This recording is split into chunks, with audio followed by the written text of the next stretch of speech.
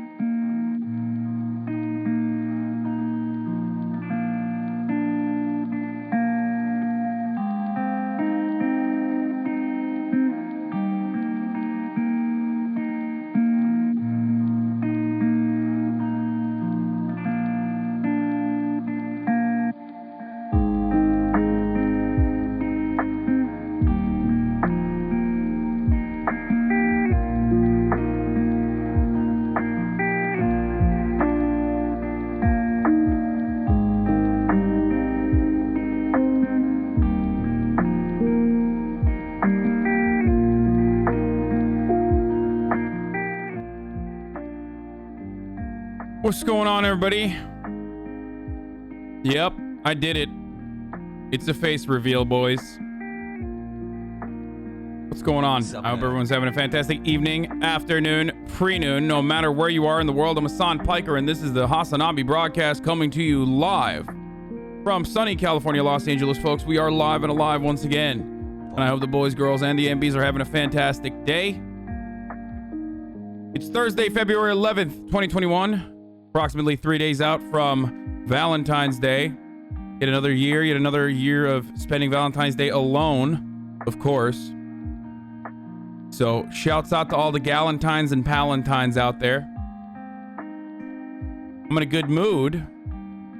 You been on time lately? You all right? No, it's because I have nothing else going on in my life, literally. The only reason why I'm incredibly on time is because I don't have anything else going on. Like, no business deals, no nothing.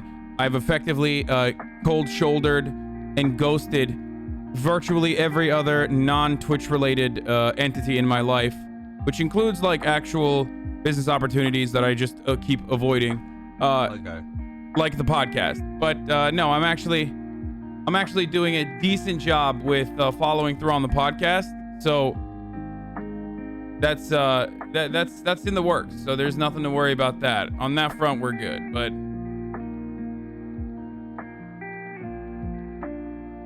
the podcast stuff is moving.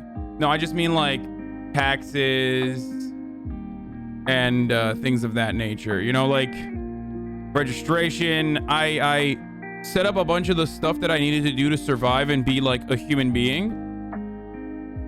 I set up a bunch of that stuff already, like in the past month or so, past couple months or so. So now I'm just waiting for next steps in all of those areas, right? Not Texas, taxes. Taxes.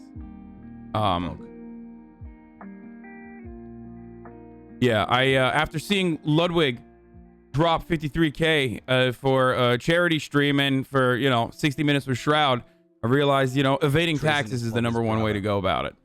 I think that's what you're supposed to do. I realized that the smart play is just to not pay taxes, apparently. Looking good, boss.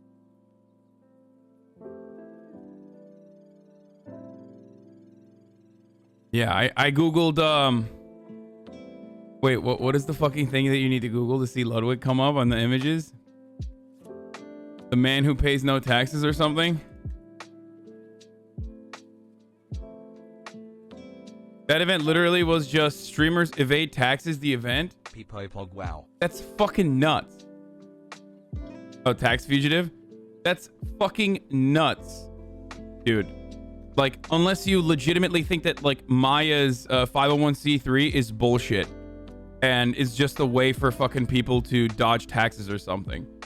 Like, and you literally don't believe that she has kindness in her heart and genuinely wants to do something about animal conservation, which, by the way, is which is like precisely the problem with like leftist spaces for the most part.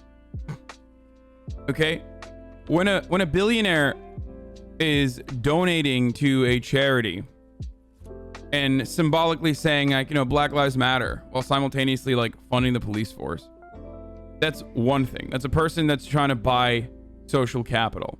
And all instances of charity could be considered in a similar capacity. Maybe there is no such thing as true, pure altruism. But a Twitch streamer who literally is like, I love conservation, I want to put my money where my mouth is and literally do this. I want to dedicate my life to this. Can we get it funded? And people still find a way to fucking shit on it. You have to dial it back, dude. Like, good evening, Turkish Fredo. Pure altruism, anonymous charity? No, because then who's to say that you're not doing charity because it makes you feel good?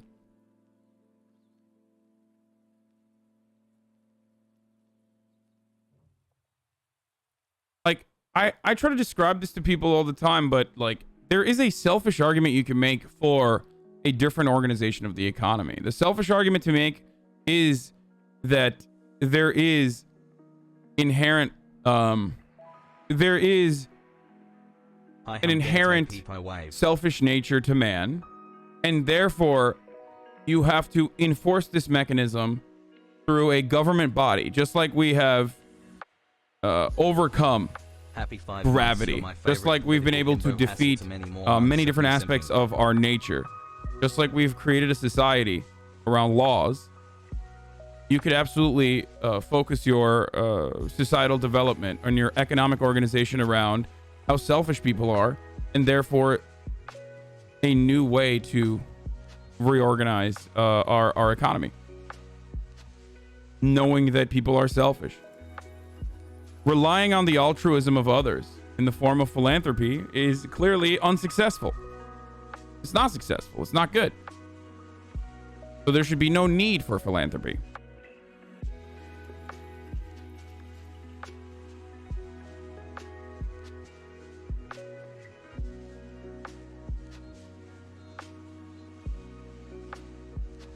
My girlfriend normally likes your politics and reaction streams, but she doesn't like how much you maul during gaming streams. She's loving your GTRP streams and can't stop saying Maron around the apartment. It's because I don't get mad when I'm playing video games. We're going to talk about the S-Fan stuff and like Shroud and all that, because it's pretty funny. You know, the charity stream that I unfortunately did not... I partook in, but not as much as I should have.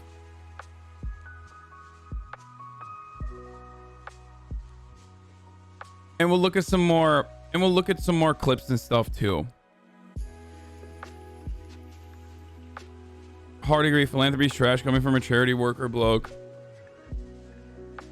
No pixelator, sorry, I'm addicted. Yes, no pixelator. I am addicted as well. Don't get me wrong. New York Times did a piece where they showed how they track capital wires from their home states, and they used a dude from my home state as an example. Wait, I thought I watched this already. Didn't we look at this already? This is old. Would have made a good point of why everyone is streaming GTA 5 so much. He calls it FOMO, feeling of missing out. Yeah, it is kind of like FOMO. Thanks for the content. Hope you have an awesome day, Hassel. Easy peasy lemon squeezy, Hassel. Anyway. Yeah, at first I thought it was great that someone bought my Trump cardboard cutout. I forget what his name is. He's in the chat. He's like a 1 month sub too, but he's in the chat sometimes. He bought the cardboard Trump cutout for 1.7 thousand or something. And I thought, wow, that's awesome. Like, that's a lot of money for a Trump cardboard cutout. And then I saw the Shroud 1 hour and like all the later stuff. Like Soda Shovel went for 30 grand.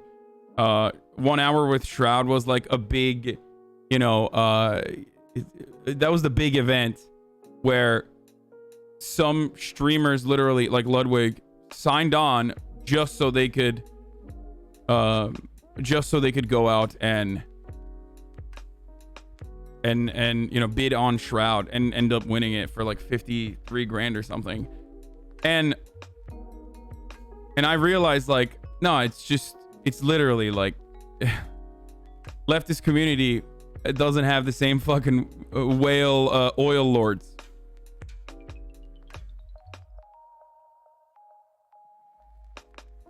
But it doesn't matter. We have people power, boys. That's what we got. Leftist bidders, yeah. Bro, your item was trash. I'm gonna be real.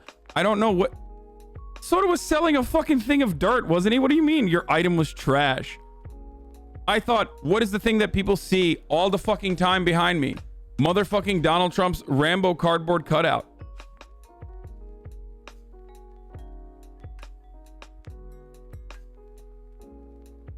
No, it's not that. It's because you can buy that cutout. Yeah, but I signed it.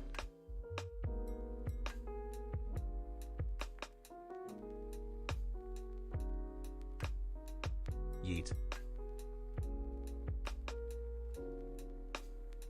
Misgift sold bubble wrap, bro. Yeah. Motherfuckers out here talking like, oh, that's a common item, as though we're playing an RPG game. Oh, well, that's a common item. You know, you got to sell a rare.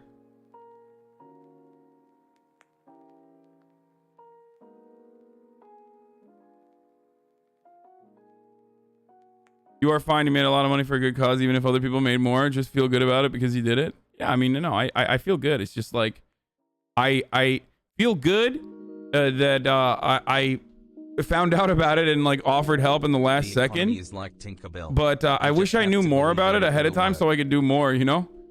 Like, I didn't even know when they were selling it or any of the details. It's my fucking fault. It's just... Happy 7 months, Hasan.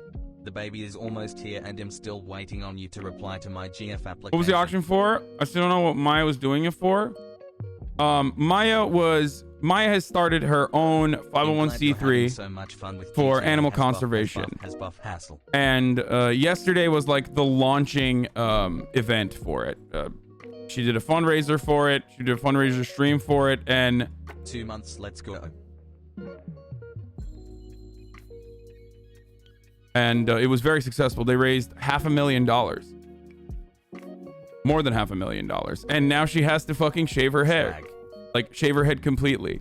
And the funniest part about it, of course, is that I've done that before for 10K subs, which was, you know, fun stuff for everybody. And it was not a great... Oh, she did it already? Oh, she did it. Oh, I didn't see it. Dude, guys, I went to sleep. Like, I've been doing fucking... I've been doing 12-hour streams every day, 12, 13-hour streams every day. I as soon as I'm done with the streams, I'm like, I'll look at it a little bit and then I'll fall asleep. Like, I'll look at LSF today for sure. There's a lot of fun stuff going on. So she looks like the Airbender. Oh no! Oh no! That's so sad. But it's worth it. It's for a good cause.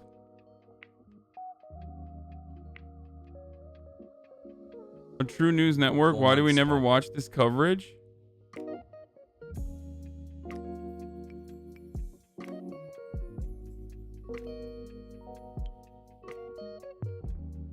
This is Humberto for real? Boggies has gone.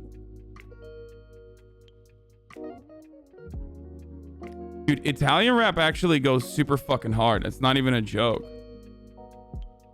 As Pog. What is this? Like, I'm not even kidding. I mean, I listened to what's his face? The that song. Unironically, I used to listen to that all the fucking time. If this is Italian, wife swap with D's girlfriend. What? First of all, I would need to have a wife to be able to do that. And secondly, why the fuck would I ever do that? Shut up. Yeah, young Signorino. I just printed a Turkish culture project for my sociality class. It included a bunch of stuff you talked about in your streams. Nice. Let me see what this is. Hold on.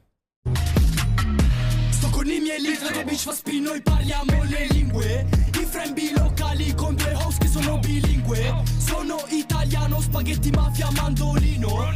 Arrivo in Inghilterra, Elisabetta, non mi inchino. Vesto nero come un ladro, faccio home invasion. I suoi occhi sono marroni come questo Draco. E la gente in piazza non ha un conto mula nelle calze. Più gli fai favori, più non senti dire grazie. Bad bitch sta torcando. Okay, young Signorino is way better than this dude, though. I like. Oh, they're ridiculous.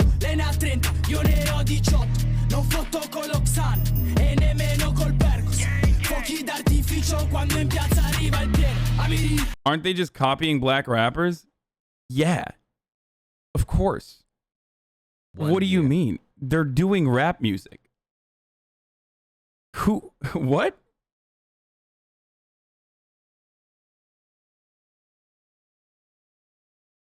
Like, there is functionally no way to do that without literally copying black rappers. Like, there's just no other way to do that.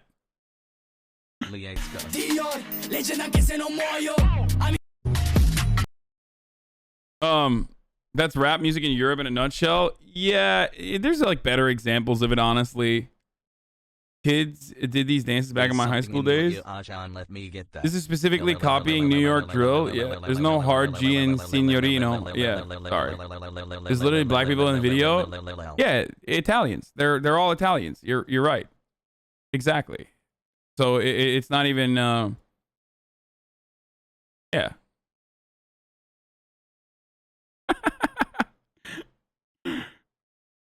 bro. Jesus Christ. Bro, there is no effing way I want that in my house like F that I don't care that it's signed, bro. What am I gonna say? My favorite streamer signed it, who is a leftist, so trust me, I'm not a Trumpian kick. Win all seriousness, good stuff, hassle. 3. But there's no effing way that I want in my house like that. That is signed, bro. And what am I gonna say? My favorite streamer signed it, who is a leftist, so trust me, I'm not a Trumpian. Kick W and all seriousness, good stuff, hustle. I know. That's why I asked Maya. I was like, should I do that? They're called African Italians. He's copying Pop Smoke. Don't disrespect black people by saying this fool is copying 6ix9ine. I don't know what this fit is. Like, is this a fucking Mai Tai outfit or something? Like, what is he doing? It's kind of whack. I mean, this fit is so bad. This is one of the worst things I've ever seen. Muay Thai. I don't know how to say it. Muay Thai. Did I say it right? Oh, shut up. Shut up. Yeah, I said it wrong. Stimmer, he's wrong. He say wrong. He say wrong thing. Haha, I got Stimmer. It's funny. I make my own fun now. Hey, I make my own fun. Stimmer bad. Hey, everybody laugh with me. That's what you sound like. EU football drip? Yeah, this is like...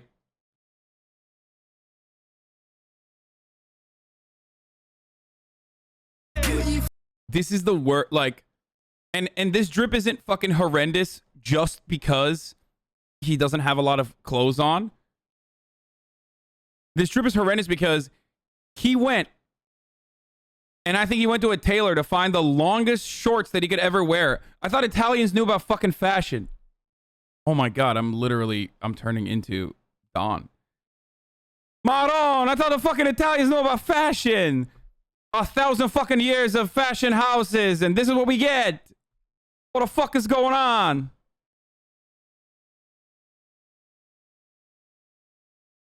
Look at him. He's got shorts that go underneath his knees.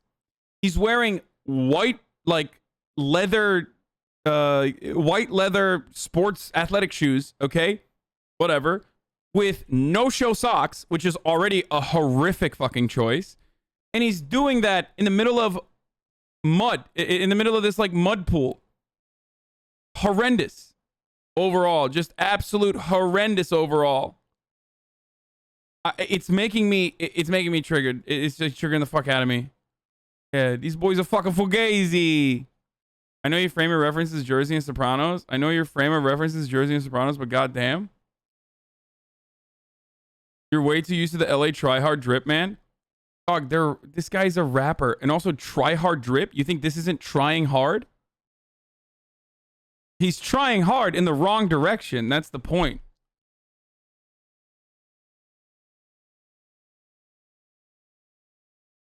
Fashion was invented by famous Italian Benito Mussolini in 1919. This may be the wrong Wikipedia article. Please listen to this. Umberto's Jam. Oh, what is that? The Cut the Mozzarella song? Yeah. Politics, please. This video is killing me. We're going to get to it. It's the first 30 minutes where I talk about like random shit. Okay? Stop fucking crying. Politics, please. God damn, dude. Guys, just learn to take life slowly. Okay? I can't believe I'm the one who's saying this. Anyway, okay, I'm not going to do the rest of the stuff. We'll do it later, but anyway, as far as personal news goes, yeah, I feel a little, I got a little bit more upper back pain and stuff, bro. Please, bro, I haven't had my hit of politics, bro. Double peaches, bro. Yeah, I've had a little bit of upper back pain that's coming, but my lower back pain is like almost completely gone. So I'm going to start working out again. Very excited about that prospect. Just wanted to keep you guys posted. I feel a little bad, about not being able to dial it back a little bit with regular real life stuff so that I can, you know, focus on less on the stream and more on I don't know, working out, having a healthy life, maybe meeting people or something. I don't know. This fucking coronavirus thing sucks. But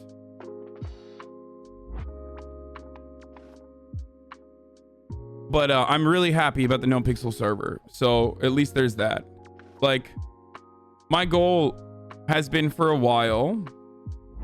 My goal for a while has been to build out a gamer audience as well, so that even if I have 40,000 people in here, like when I'm playing video games, there's still almost 20,000 people that enjoy watching me play video games, and we are getting there with like the no pixel RP. I think a lot more people that watch me play and enjoy video games, like watch me do RP and things like that, are coming back more and more for gaming, which of course is still in it will still be a conflict for them to sit around and probably watch me talk about politics and stuff, but it's gonna happen. Your no pixel RP is hilarious. Thank you. I think so too. I think BOTW did well for you too. Yeah, they did. So the gaming audience is in some respects the core audience, like those who are watching for politics and then stay around for gaming, and vice versa. So that's the point. That's what's going on.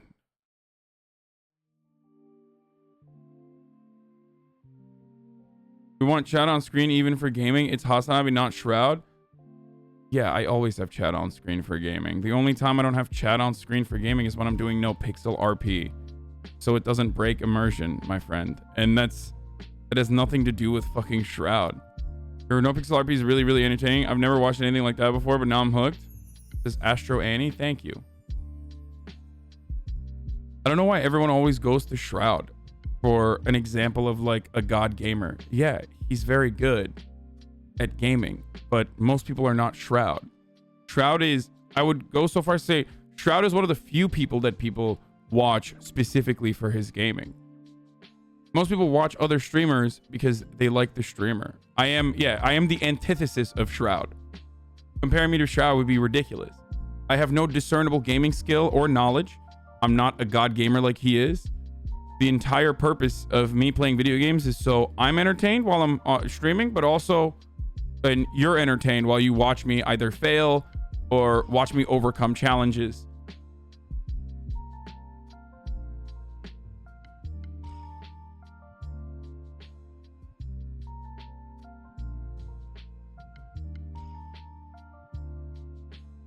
Was hesitant about no pixel. It's not my usual shit, but that Mafia shit is hilarious, like an extended GTA cutscene. Yeah. You're just as good looking though? No, I'm nowhere near as good looking as Shroud is. Are you kidding me? Maybe just as good looking as Shroud when he had the beard. It's weird that you're explaining that on Twitch.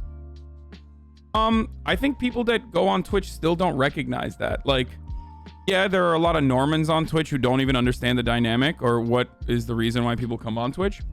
But even longtime Twitch followers still, like, longtime Twitch followers will still be like, I don't like watching Hasan when he's playing video games. And the reason for why is because, he's the best at politics. He's not the best at video games. If I want to watch someone be good at, if I want to watch someone play video games, I just tune out and go watch someone who's good at it. It's like,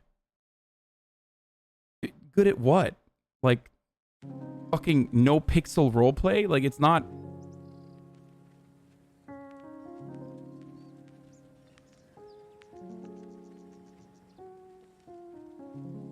Like, roleplay is literally about losing, not about winning. And people who think roleplay is about winning are not doing a good job doing roleplay.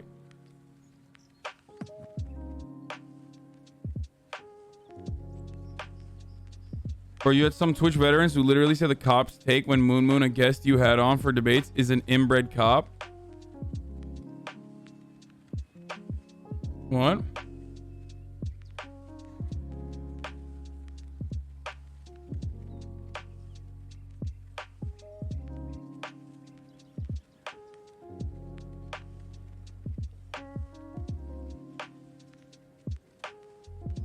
One of the funniest moments from yesterday was when I was able to bring together the fucking D&D crew to come and work for the Rooster's Rest, right? Is that the right way? I always fuck the name up. Anyway, the Rooster. And I don't know how to roll a dice. Apparently there's a dice rolling mechanic in the game, and I didn't know how to do it. And I thought everyone was just doing like /me dice rolls, like writing out whatever they're rolling. And you know, there was an interaction between me and Buddha. And Buddha rolled a dice with like 999 million sided dice roll. And then I wrote 123/999 as like a joke. And they thought that was a real fucking roll. And I did that on purpose to lose. Because that's funny. You don't have to fucking win all the time. Like a kid. The kids are the people that think, you know, oh, I want my streamer to win at everything. I'm fine. Like, I'm doing well in life. Okay? And there were still people in my chat who were like capping, saying, no, you actually rolled that. You saw me type it out. Like,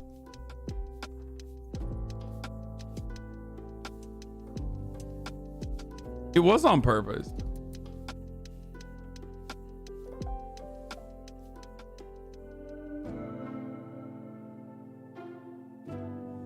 Does anyone have the clip here? We'll show that and we'll get to politics immediately after that. We're gonna have TRP stuff on YouTube. Maybe like abbreviated highlight that follows the adventures of Humberto Pecorino. Yes, the HasanAbi Gaming channel is back. It's live and it's uploading videos already. Kidder Steve is making.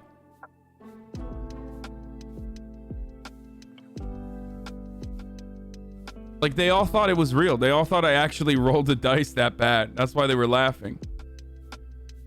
Oh, here. All right. This is how we deal with our own fucking personal problems. What I was gonna say. Here, this is what happened. So, we're in front of the D&D nerds. We're in front of the D&D nerds, and I didn't even know this is how you do a dice roll. This is how we deal with our own fucking personal problems. What I was gonna say is that guy. By the night, I had never seen a man. Oh my god! He has a fatal blow. He has advantage. What the fuck? He does have advantage. I don't even know what the fuck that is. I don't know. What level is he? You play Warhammer. You should know. No, his level doesn't even He's the emperor of the Stormlord. Why do they think you like Warhammer? Because I know about Warhammer. So they started running with that. I actually don't know. I've never played Warhammer. Well, I did play the RTS when I was younger. Whichever one it was. I hate turn-based shit. You guys know this already. Which one was it? Maybe Dawn of War? I don't know. The one where they're like, apothecary. Like, yeah, I think that's the one I played. But, like, my only knowledge of Warhammer board games and shit like that is from going to comic book shops in America when I used to come to America. And, dudes with their fucking ass cracks hanging out from the back of the chairs would be painting little figurines in there. Turn-based RTS? No, I played the real-time strategy Warhammer, but Warhammer, the other games are, I think, turn-based, and I did not play those. Obviously, I'm not saying turn-based and real-time strategy is the same. You fucking nerds, shut the fuck up. Immediately has to fucking jump on it and be like, ah, you don't actually know what you're talking about. Shut your fucking mouth, okay? We're not role-playing right now, you dumb fuck. And also, actual Warhammer is fucking turn-based. I don't like board games for that reason. I can't do turn-based. I'm too fucking ADD, dude. It just sucks. Anyway, yo, those videos are mad long. You should do both type of videos, short highlights, and the mockumentary that your current editor does. Yeah, I used to work at the shop known for hosting regional tournaments. I was the first female in 15 years of business that they hired. Hasan, the smell you can only imagine. I don't have to imagine. I've smelled it. Roll your dice, pussy. See, I have Roll your dice. Roll your dice. Roll your Strong dice. man also Roll your dislikes dice. Roll your dice.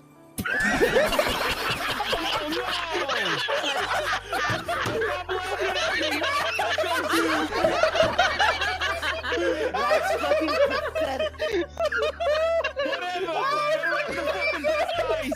That's even sadder than Jaeger. That's fucking pathetic. Holy shit. I don't think.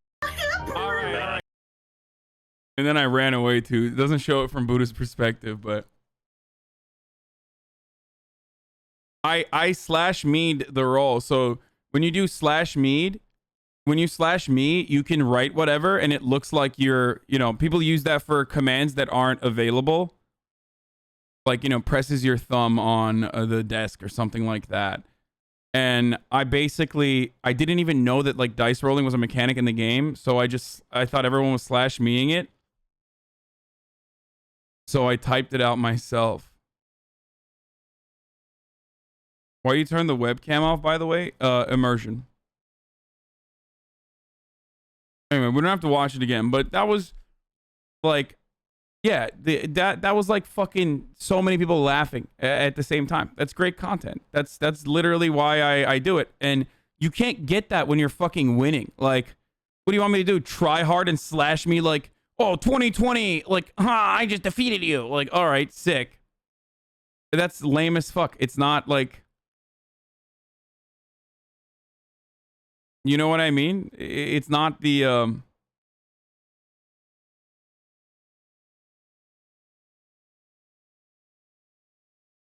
but some people like that. Some people want Strimmer to win all the time. But yeah, RP is not about winning or losing. It's about content and entertainment.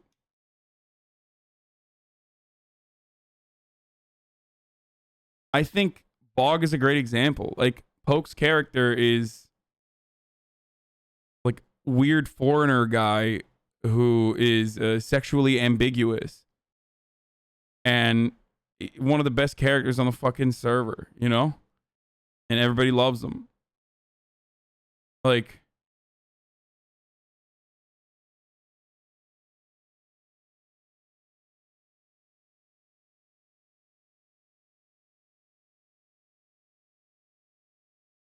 you're really good at RP. I don't care what anyone says. I don't think anyone has said that I'm bad at RP so far, to be honest. Like, it's not a fucking flex or anything like that, but I think that people just, even the RP community, which otherwise is notorious for being a little gatekeepy, from what I understand, the chat at least, not the other streamers,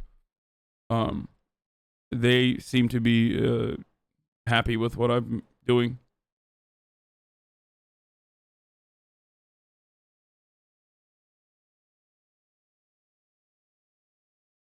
Anyway, Snopes, fact check Nickelodeon. Yeah, it's not real. It's a fucking meme. Impeachment of President Donald Trump, president accused of inciting insurrection. And then Bruce Castor gets slimed. Like, obviously Nickelodeon didn't do that. Anyway, let's get started, folks. I am going to welcome the Normans into our home. This took a little while to get geared up. We're gonna get to know Pixel later. Before we do that, we'll probably like ease into it, but I'm gonna go back to the real world and do some politics here. Okay.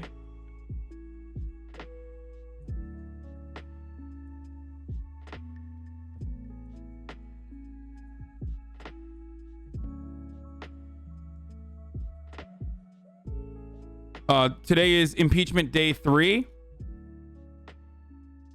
One thing, before I get started, one thing I want to say is that I'm working on figuring out a way of diving into like immediately fast-paced content from the jump when I do know Pixel, so there isn't like 3.5 hours of fucking build-up that just revolves around like trying to buy a car or you know, numerous other things that are not exactly like, we try to make it as fun as possible, but like, you know, there needs to be a little bit more action involved in it, and I totally get that.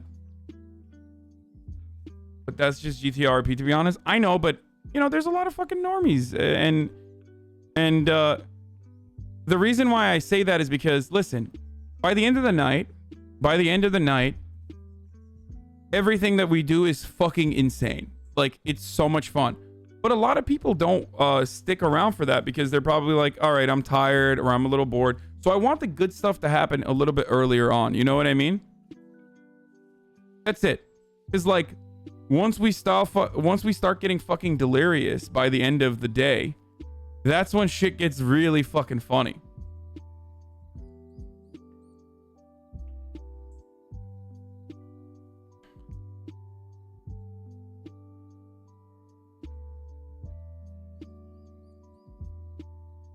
audience is completely different right now than it is at night, lol. That's like 8 hours from now. No, I know.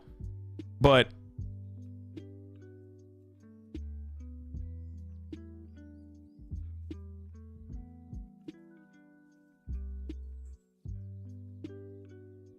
and I'm not gonna, that doesn't mean I'm gonna force it. That just means that, like, min-maxing? Of course I'm fucking min-maxing. I'm min-maxing content. I'm not min-maxing and, like, try-harding the fucking game mechanics. But I want to min-max content in the sense that, like, of course there's going to be a little bit of build-up, but I want to, like, lower the amount of build-up a little bit, like, scale it back a little bit, and heighten the stakes a little bit so that there's just a little bit more. It's just a delicate balance. The delicate balance of, like, action and build-up, because build-up stuff is really important. But in the early stages, we do too much build-up, and in the late stages, there's too much action. And what I mean by that is, like, I think a lot of people in the early stages miss out on so much content as a consequence of that. And because it's so hard to keep up with the plot points, but the D&D stuff was, like, later in the day. That's what I mean. Yeah, the D&D stuff was gold. Exactly. It was some of the best stuff, but it was later in the day. And because it was later in the day, a lot of people didn't see that. And when a lot of people don't see that, it's hard for them to keep up. You see what I'm saying? And that's something that I got to figure out. That's something that I got to figure out on, like, how to make moves within that universe in a timely manner so that I do it a little bit earlier in my day rather than later in the day. Okay? That's all I was saying. Not like I'm going to fucking start, you know, running around and, like, killing cops and, like, fucking stealing cars or some shit.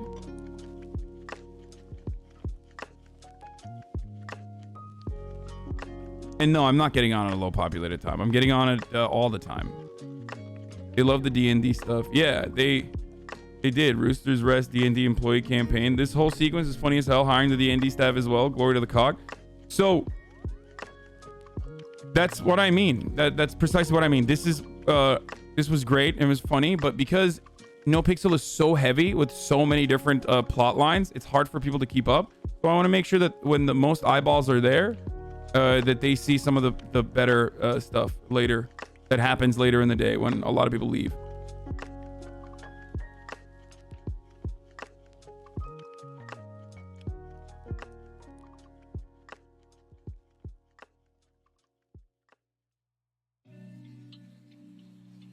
Also, yeah, there's no load times on NoPixel. They're literally full all the fucking time.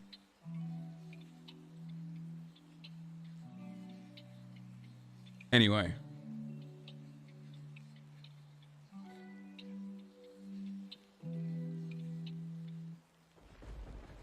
Just farm money before the stream like others are doing? Yeah, let me just farm money before the stream like others are doing. Oh, wait, I literally stream 12 to 13 hours every day. When the fuck would I farm money?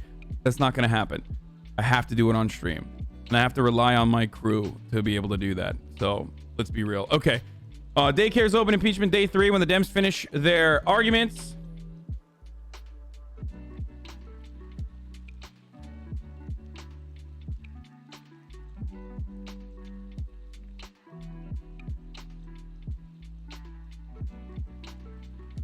Is upon us. Dems finish their arguments. And yeah, I have $30. Last clip before politics, by the way. Yes, I'm fucking getting into politics now. Republicans are too pussy to do it. Okay, stop. It started with early, but then tweet at Normans later. The Mandalorian actress pose? Yeah, we will do that, yes. For arguments.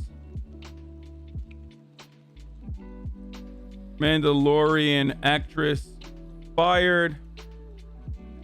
And other news before opening the Roosters Rest. Opening the Roosters Rest. Later. Why are you saying Pepele G? Get in for the news now. www.twitch.tv/HasanAbi. Okay. Nothing will happen to Trump. Republicans won't surrender. What's the point? Dude, Common theme. Most politics people came here for politics, but fucking love what you've opened to their eyes on No Pixel RP. So entertaining. Keep it up. Why does Hasan sound like he can't read?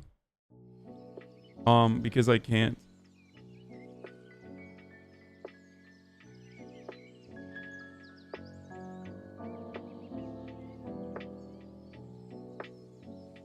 What is the Marjorie Taylor Greene sex scandal? Is it the fact that she like cheated on her husband with numerous people, including like fucking inside of a gym that is owned by like some commie dude or something? Oh, that's literally it. Okay. I heard about this in the rumor mill. Okay. I heard about this rumor a while ago. It's like a known thing. This isn't like new. This isn't new news. Okay. It's been around for a while. And I was wondering why no one actually talked about it. Yeah, see, embattled QAnon, embattled QAnon Congresswoman Marjorie Taylor Greene openly cheated on her husband of 25 years with a polyamorous tantric sex guru, and then moved on to another affair with a manager at her gym. And I think the manager of the gym might have been a fucking Marxist or something. Like, this is somewhat, a known thing in the Marjorie Taylor Greene lore. You know what's really funny about Marjorie Taylor Greene, actually? She's like No Pixel. She's so heavy. She's so content dense that it's hard to like pick apart. It's hard to pick apart like some of the insanity.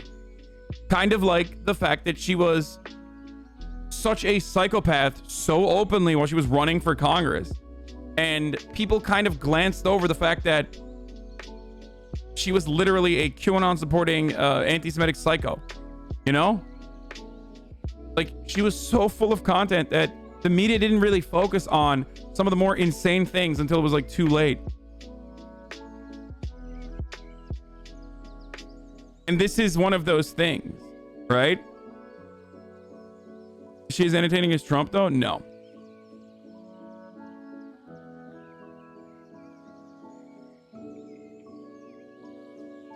Newt Gingrich cheated on his cancer wife. Georgia don't care as long as you told their crazy lines. No, I know. Like, you know, yeah, no, dude, come on. I know. I mean, Ann Coulter had the audacity to fucking say during the North Carolina debacle where the Democrat running for Senate had his sex scandal where he was texting things to his guma, like things such as I want to kiss you so hard in the mouth right now, stuff like that, like real childish shit basically. And Ann Coulter was like, huh, Cal Cunningham shows once again that Democrats are not the party of family values. Like, if you want a good husband, you go Republican. It's like, what are you fucking saying? One of the most famous and prolific pedophile sex offenders in the history of American Congress is literally Dennis fucking Hastert. Okay? He also happened to be the longest running, like, majority whip, I think, or whatever the fuck he was. Like, you're out of your mind. There is no... You motherfuckers defended Roy Moore. Like, shut up. Shut up.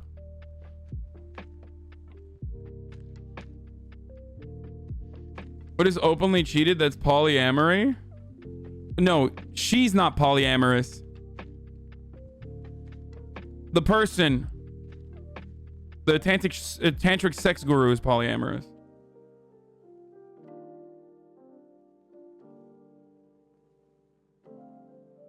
Okay, but what about the Democratic candidate John Edwards cheating on his wife while she was about to die? Guys, it doesn't matter. They're all fucking psychos. They all cheat. My point is, you can't fucking know you on this situation. Like, especially if like one party's horrific actions are texting.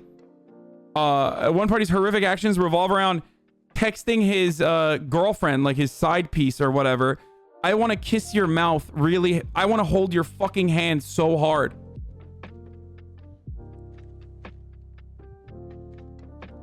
I'm going to hold your hand so fucking hard when I see you.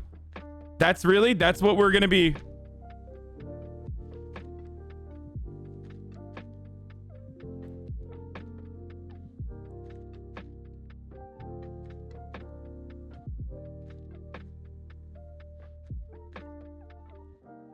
That's how I sound in them DMs. That's how every fucking dweeb that says, Hasan, you don't know how to talk to girls. I can't believe how bad you are at talking to girls. I, on the other hand, know how to talk to girls. That's how they sound in the DMs when they're talking to girls.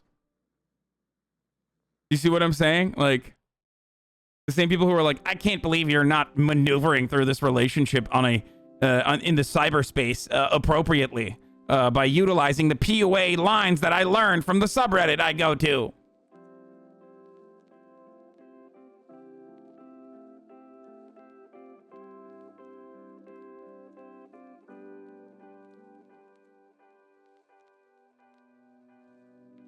Yeah, now the video of the video of embattled QAnon Congresswoman Marjorie Taylor Greene grabbing Trump's crotch.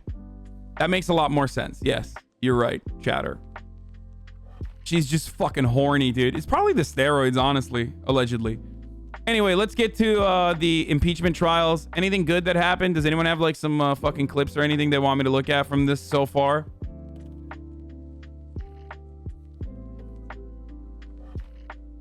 There's the new Capitol riot footage from yesterday that everybody wanted me to watch. They were like, dude, you have to watch this. This is so fucking pog. New Capitol riot footage just dropped. Bro, you have to watch it. Here, we'll watch this. This is the new shit. Pay attention to the first group of assailants as they break into the building. The second man through the window is wearing full tactical body armor. like, this is so great. Just breaking in as a patriot into the Capitol building. Okay, breaking into like the Senate or the House while holding a Confederate flag. And in his worldview, he's like literally the real patriot. It's great. You can't make it up. It's so great. This is why comedy will never top this, by the way. Because Republicans and Americans in general are just a sea of contradictions.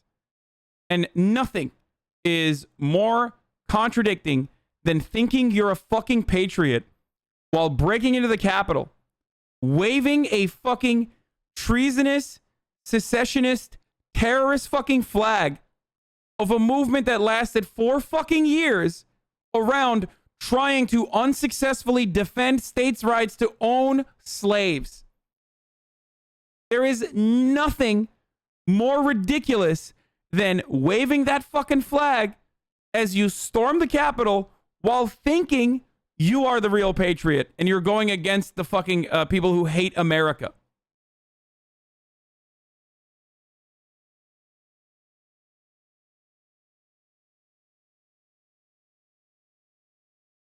It's just the that these hogs are like, nah, nope, they're not running the country right. It's time we step in, brother. Here, go through these papers. They're God-fearing, America-loving patriots, brother. How dare you lie to these people, scumbag? Yeah, exactly. Cold body armor. Now, while this was going on, Officer Eugene Goodman responded to the initial breach. In this security footage, you can see Officer Goodman running to respond to the initial breach. Officer Goodman passes Senator Mitt Romney and directs him to turn around in order to get to safety. On the first floor, just beneath them, the mob had already started to search for the Senate chamber.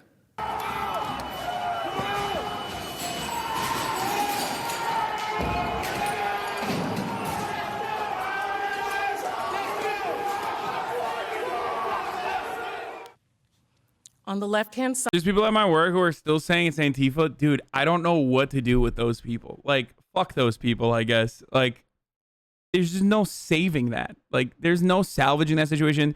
There is no saving those hogs. You just hope that one day they, like, I don't know, have a life-changing event or something and accidentally see the truth. Because how else are you going to get someone who watches people follow the direct orders of Donald Trump, the Republican media apparatus, and the Republican Party's like most famous individuals, directly follow everything they've communicated while waving all of the fucking Trump flags and Confederate flags, and on top of that, screaming, "We love Donald Trump and make America great again." You see all of that. You see people telegraphing that they are Trump supporters, and you still say, "Nuh-uh, I don't believe it. They must be Antifa." It's done. There's nothing to do for that person. There is nothing you can do for that person. That person is gone. Half my family thinks it was Antifers, but they also are the same people that think libs are ultra-left socialist commies. Oh. Side of the video, just inside the hallway is the door to the Senate chamber. And watch how Officer Goodman provokes the rioters and purposefully. Also, the people that are saying like AOC is faking it or whatever, it's pretty gross because those are the same people who think like, those are the same people who get an anxiety attack when the Starbucks barista fucking says Happy Holidays instead of Merry Christmas, okay? And they think that like Christianity is under attack now. So you're really gonna fucking tell me that people who very legitimately want to fucking murder AOC breaking into Congress is not going to be a traumatic experience for her when she doesn't know what the fuck's going on, when 5 people fucking died, when people are literally tactical, dressed out the wazoo with flex cuffs in their fucking hands.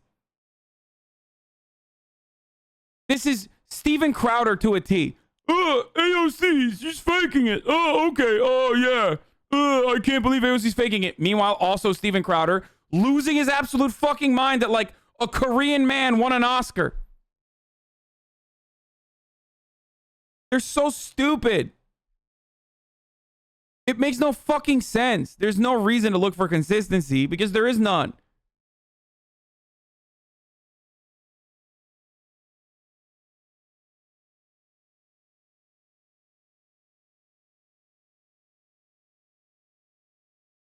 Conservatives think this shit is overblown while simultaneously petitioning to cancel Arthur because there's a gay rat in one of the episodes. Okay? So, come on. And I'm not saying that like liberals aren't fucking snowflakes and leftists aren't snowflakes. Like they certainly are, okay? There are snowflake weirdos in my community too. No, not Pete Buttigieg. Like, there's literally a whatever. There was an episode on Arthur where one of the teachers is gay and he gets gay married and like everyone fucking lost their minds.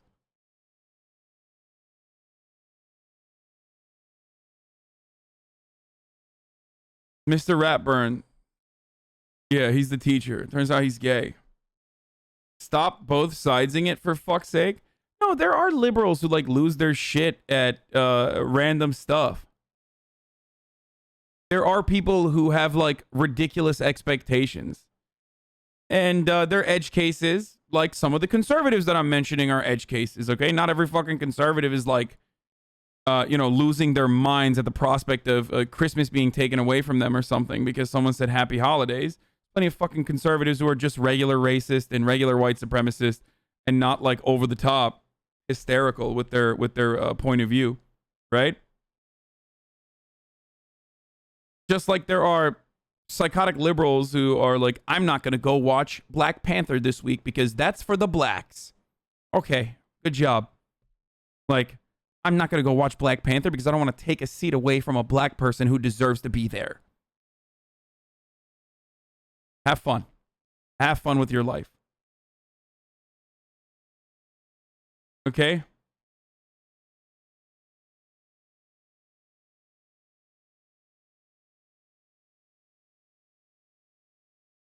Or, yeah, people who say lame is ableist, sweaty. Yes, there are overcorrective woke scolds on the liberal side, just like there are on the fucking conservative side. The problem is the impact that it has. Overcorrective woke scold liberals are laughed out of every fucking room for the most part, okay? Brands are the only people that take them seriously and act like that's how normal fucking behavior is supposed to be like, and that everyone will straight up overlook the horrific things that that said brand does in general if they throw up a black fist or something, and fire some employee, right? Then they'll forget that 90% of the production comes from like Indonesian child slaves, and that most of their profits go to funding the fucking police force. Not most of it, but like a significant chunk of the profits then end up going back directly into those very same oppressive structures within society that they are supposedly arguing for reform. But liberals in and of themselves and the power that they hold is fucking nothing. Like, it's nothing. They're like crying about dumb shit. They're crying about dumb shit and they get like a symbolic dub or something. Whereas when Republicans are crying about shit, maybe not like Christmas being stolen, but when Republicans are crying about shit like immigrants are coming over the border to kill us, then the white supremacist nature of American government kicks in and very easily and very comfortably decides that this red herring is actually a legitimate threat to American sovereignty, and that's why we need to separate children from their parents and lock them in fucking cages.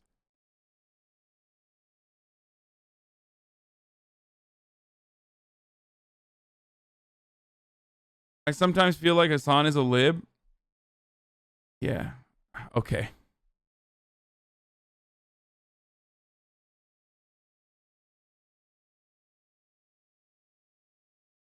Well, I looked up the word whataboutism. That's not a good precedent for our nation. And for the same reasons I voted against impeachment, or the same reasons I voted to certify the Electoral College because of the Constitution. Impeaching a president who's no longer president has never been done before in this country. But Congresswoman, it's unprecedented. But he was impeached while he was president. Right. This is a second impeachment trial. We've never impeached a president who's no longer president. That's never been done in our nation's history, to my knowledge. Answer that question and no. Well, then Hasan is a rad lib? How am I a rad lib? Am I a rad lib or am I a fucking racist? Because depending on who you ask, I'm like a racist fucking sexist asshole, or I'm a rad lib. Like, where am I? How am I both at the same time? It's very strange. Like, people either say I'm actually not fucking woke or not woke enough, or they say I'm too fucking woke and I'm a rad lib. And I don't know where I stand with this. Maybe I'm just who the fuck I am, and you're just gonna have to deal with it.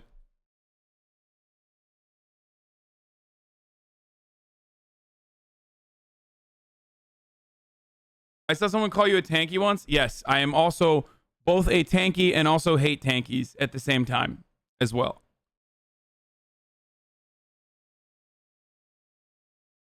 You're a tanky Nazi lib. How is it's never happened a good defense for Trump? I mean, it's just anything at this point. It's like fucking children throwing shit at the wall and hoping it sticks, okay? Nothing says radlib like wanting to end woke scolding. Yeah, I just went on a fucking 20-minute rant about how woke scolds are annoying. And someone was like, someone followed that up immediately by, you're a radlib.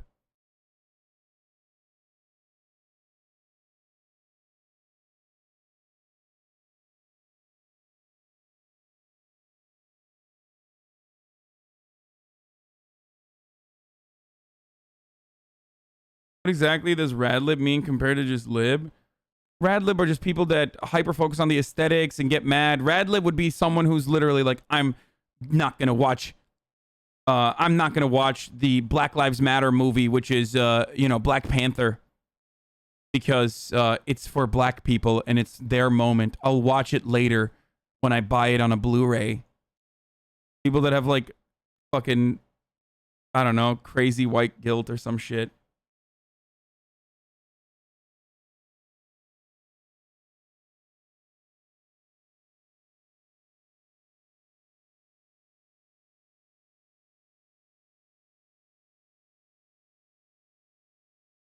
You're not a radlib, you're a leftist. I just really get uncomfortable when you go on the woke scolding rants. It feels weird and your audience is disproportionately white. They won't take it the way you do. They'll take it as an anti-SJW statement and everyone's just a sensitive lib. Just my thoughts. Yeah, but I also shit on the fucking anti-IDPOL leftists all the time too. So I think they probably understand where I stand when it comes to this sort of stuff.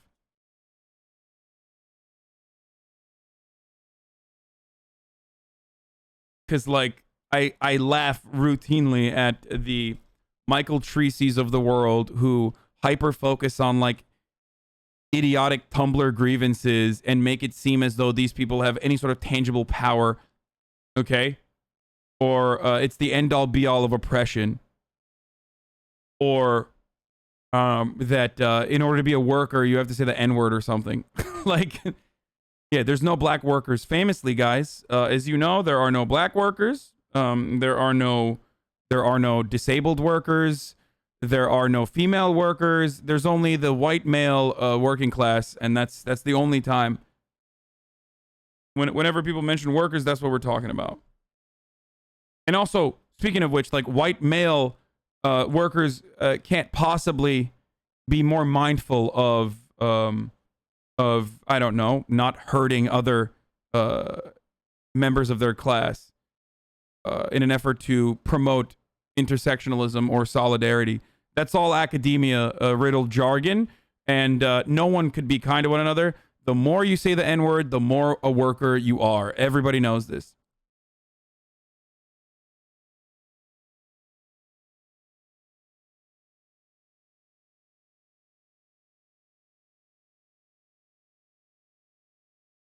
I mean, you don't really present your alternative to capitalism, so you're a bit of a rad lib, or at least you act like one because you don't want to alienate viewers by being more radical.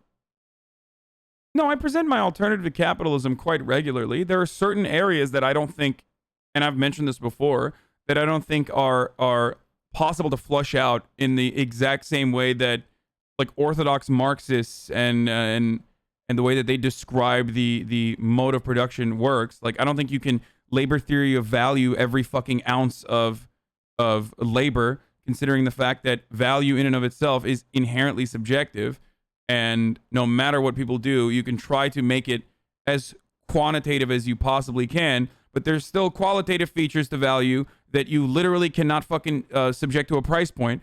So therefore, I think that when you're building a business or some shit like that, it is virtually impossible to literally be like, this, you know, you made this banner for a YouTube channel. Well, there you go. That's actually going to be 85% of your profits going forward, considering the fact that this is how much that banner will contribute to your business and the profits that you're creating. That sort of stuff is very difficult to put together and virtually impossible. Actually, I literally think it's impossible to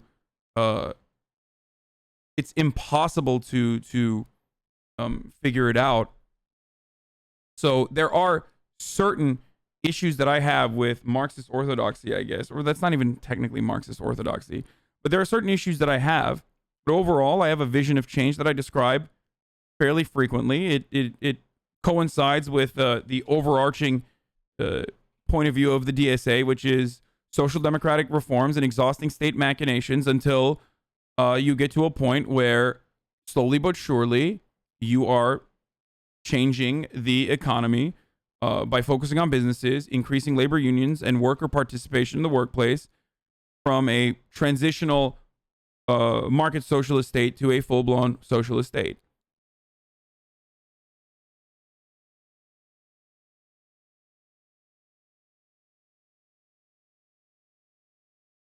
Politics frogs fanning the flame of the stunlock because they need content. I mean,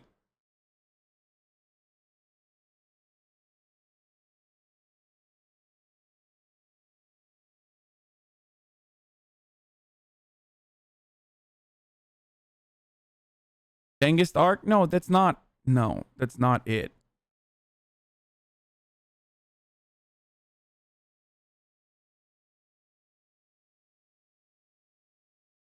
If you read anything, you'd know that the use value is subjective, but value in the Marxist sense isn't, and the LTV talks about the latter.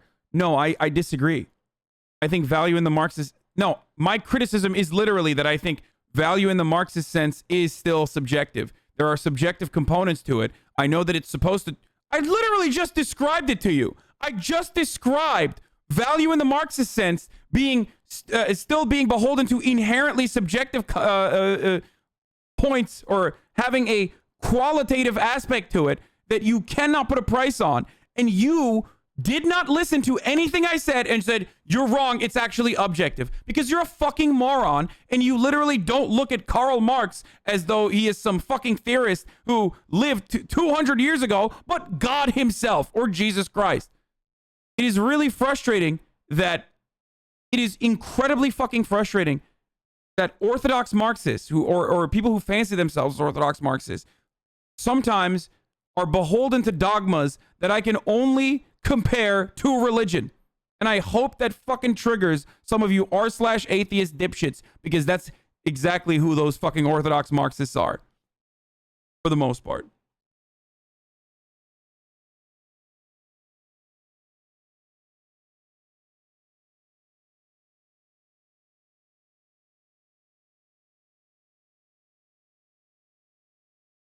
I am of the mindset that no matter how accurate the descriptive claims made in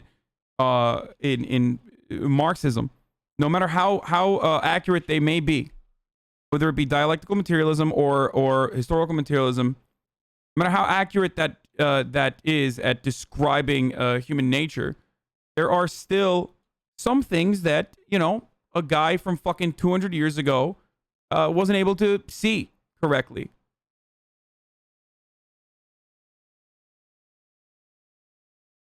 And part of the reason why I rarely ever talk about this sort of thing is because it's not a productive conversation. We are not at a stage in the United States of America or even around the fucking world to be having such complicated and possibly fractionalist points of view on Marxist analysis. Okay? In the United States of America, people think SOCDEMs are fucking radicals. That's it. So, as many liberals, if I can convert as many liberals as I can to fucking social democrats whose goals align 100% with mine in the short term, I'm going to do that. That's just my point of view. Which is why I don't really shit on fucking leftists all that much on this broadcast, whether they're fucking tankies or social democrats. Okay, in that entire leftist spectrum.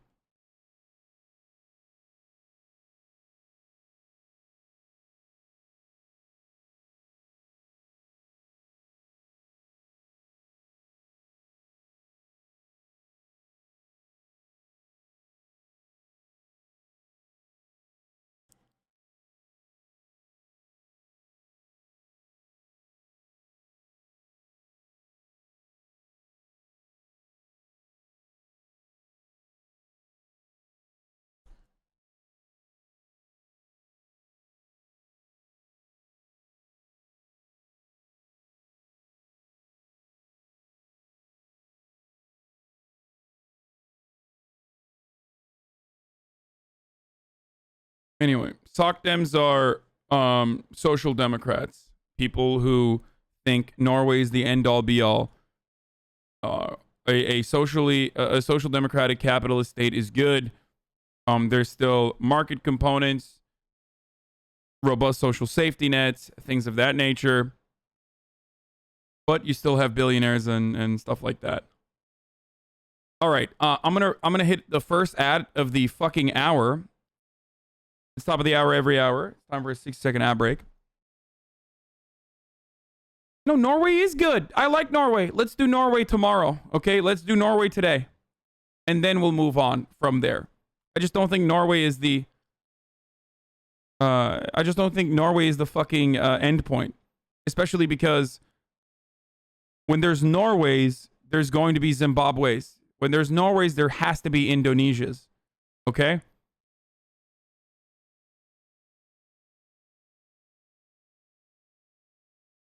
And that's not good.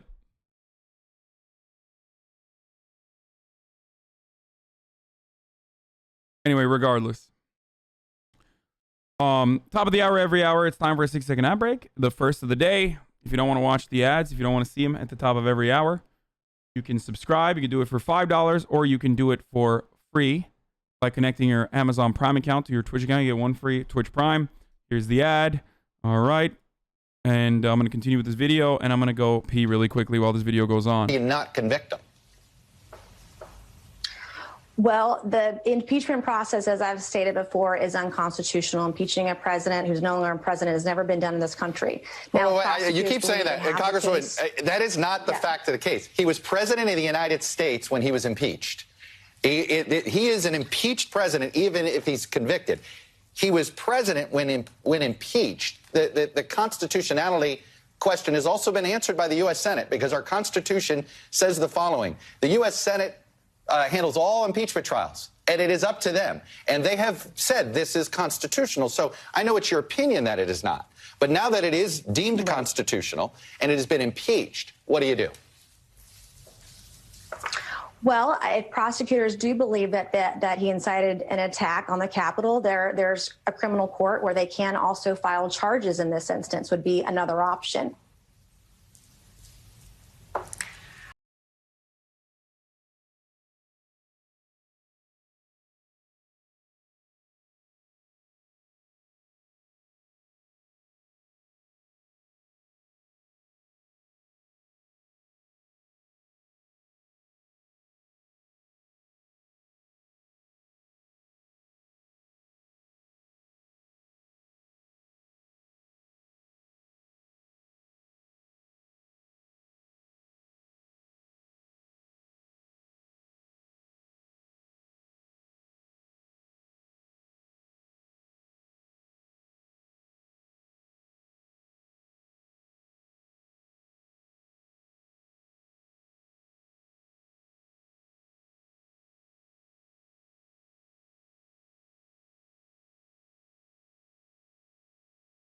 Sorry.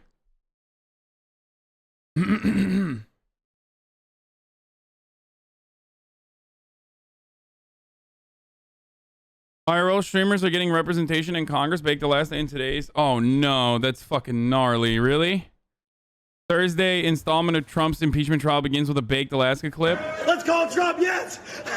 Dude, let's tell Trump what's up. Trump would be very upset. What do you mean by Zimbabwe's and Indonesia's? What I mean is a social democratic capitalist state can only exist in the way that it currently does when the Western world or dominant countries in that capitalist global economy exploit the developing nations or the third world for their natural resources and unlimited labor pool that they can consistently drive the wage prices or labor prices down on. Okay? It does not work without that.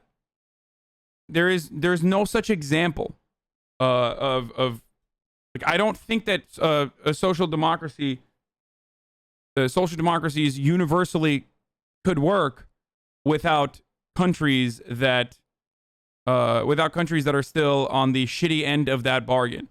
Norway's great, but Norway benefits greatly from its geopolitical. That's a bad argument, and you know it. That's not a bad argument. Norway is great because it benefits greatly from its geopolitical position, being in the European continent and not getting colonized and fucking owned into oblivion. Aside from its natural resource wealth as well.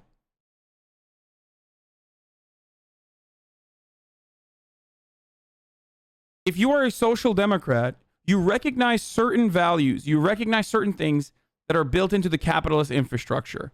Unless you're like some fucking weirdo on the internet and you think social democracy means being a fucking neoliberal, okay? And I don't know how to describe that.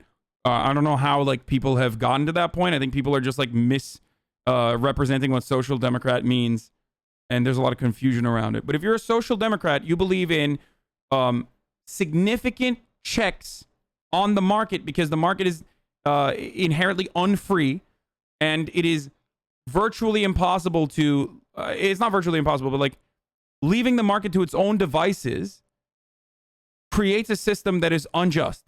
Okay? Companies want to monopolize. Companies want to drive out the competition. They want to lower their lower their wages as best as they can. That's just normal companies, right? That's just what they do. So social democrats recognize that and say, because the nature of man is inherently selfish, we need to do something about it and have a democratic government enforce controls, put mechanisms in place to reel that back, right? You get it? So that the wealthy don't fucking abuse the poor, right?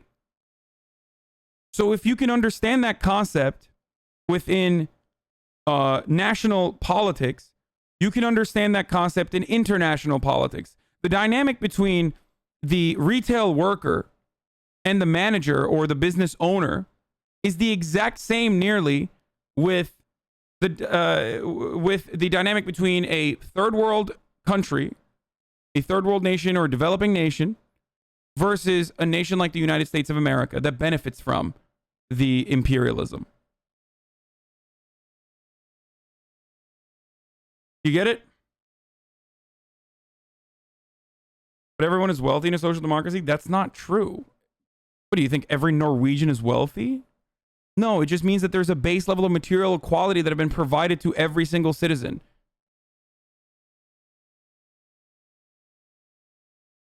And there are areas that I don't have answers to. At least I'm honest.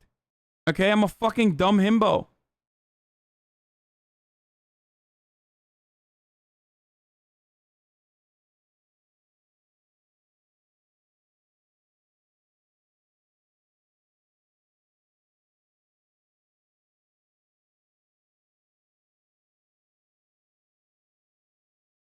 Human nature, the mode of production of material conditions influence human behavior and ideas in a society.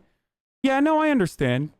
To say that the human nature is selfish is like to say that a coal miner, it's human nature to have lung cancer if all you know is coal mining, right? Or something like that. I butchered that quote, but yeah, I get the point. You can rewire human nature to a degree, but just because something is human nature doesn't mean you need to succumb to it anyway. That's my point. You work against it. That's exactly what I'm saying.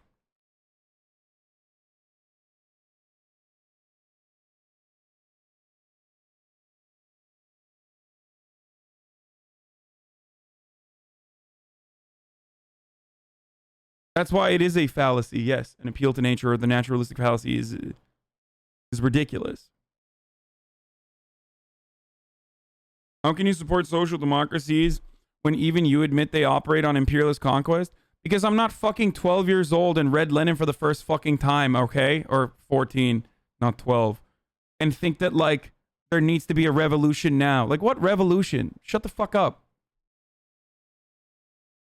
If you are going to hand wave away successful examples of state reform that provide better material benefits, at least to their own fucking citizens right now, if you're gonna fucking hand wave that away for this like revolution that you fantasize about that probably wouldn't even work with respect to today's material conditions, okay?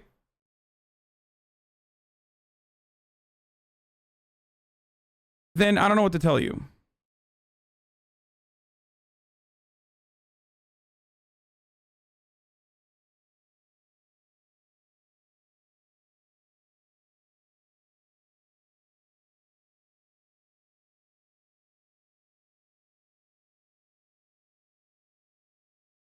People only say greed is human nature because Western society is built upon the fact that wealth equals power.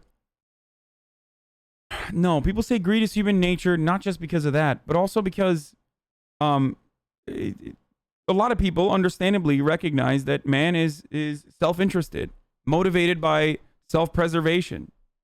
I mean, you can't fucking avoid that. That's real.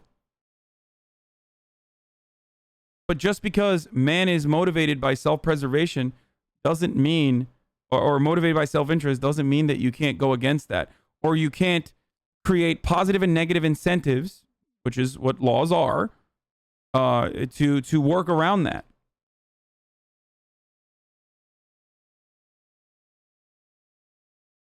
Is the Becoming a Human political philosophy stream a song?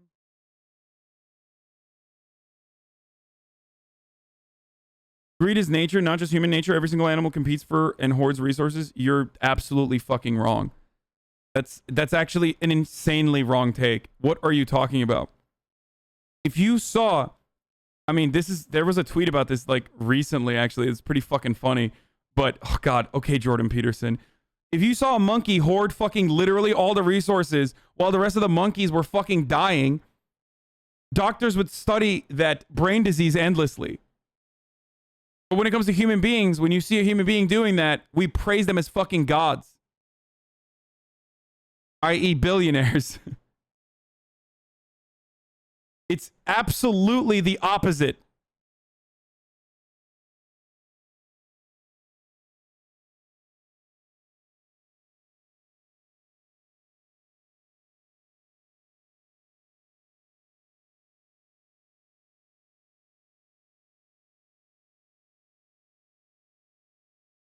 You can tell us why social democracy is impossible without imperialism? Is it because capitalism requires an underclass, or is it something different? Yes, because capitalism does require an underclass. That is precisely it. That's it.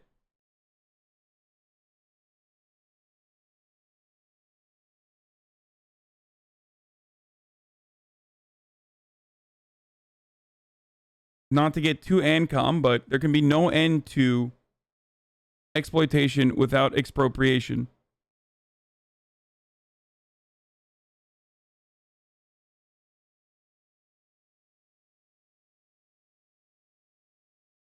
How do you explain Costa Rica, like Bolivia, massively improving with your idea of only first world countries can be social democracies? You think Bolivia is a great fucking example? There's a button, okay? There is a literal button. And you fucking flip that button and Bolivia is Venezuela. Do you understand? And they almost flipped that fucking button like last year. And we saw the outcome of that. Everyone watched a violent coup unfold in front of our eyes, and literally all Western media either A, avoided it, or B, considered it to be democracy finally at play. You literally saw it. You watched it with your own eyes. Every country in the global south only is allowed to have their political structure as long as those who control the global economy wish for them to be that way for the time being. They got coup, but that doesn't mean the economic system wasn't working. If you're arguing that U.S. pressure, that is entirely... If you're arguing that U.S. pressure prevents it, that's entirely different from what you were saying before. What? How are you missing the point I'm making? No, U.S. pressure or Western world pressure is at the heart of the reason. What? That's my entire argument. What is the big difference between Norway and Venezuela? What is the argument that I make all the time? The big difference between Norway and Venezuela is Western involvement. There are obviously other differences as well, but the most significant one is Western involvement.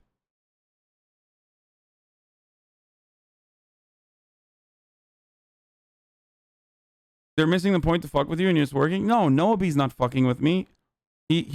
No, I know who this person is. They're honest. They're not like being antagonizing or anything like that. You were saying social democracy needs an underclass to work? It does. It does. Social democracy capitalism needs an underclass to work. And Bolivia is still the underclass in comparison to the United States. And Bolivia, if the Western nations declare it to get too big for its britches, will become the underclass once again. Will be reduced to underclass status again.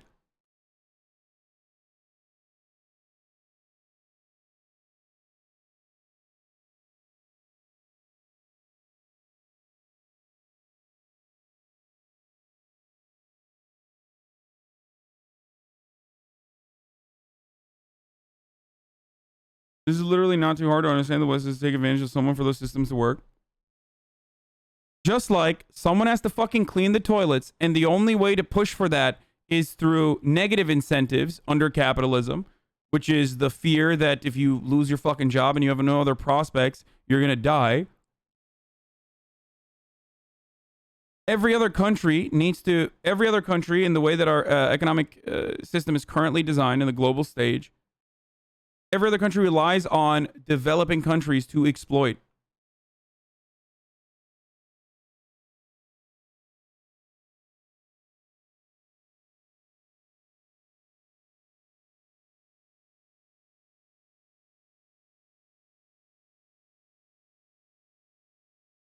Yeah, Bolivia in and of itself had an underclass within them being an underclass, even under Evo Morales. Obviously, it was insanely better than it would be under the U.S., but still.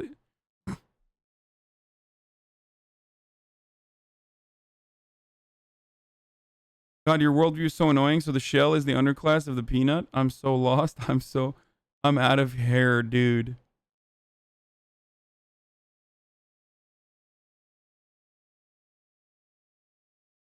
I don't want to be antagonistic, but imperialism is a bigger issue than the general well-being of the workers in your country that benefit from imperialism. I don't want equality at the expense of the global south. Okay, what are you going to do about it, pussy?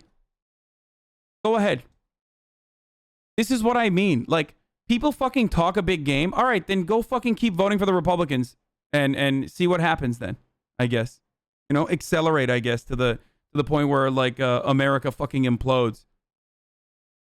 I'm sure that fascist that fascist administration that rise from the ashes, because it sure as hell will not be a fucking Marxist one or a leftist one, will be very kind and won't enslave the global south further than they have so far.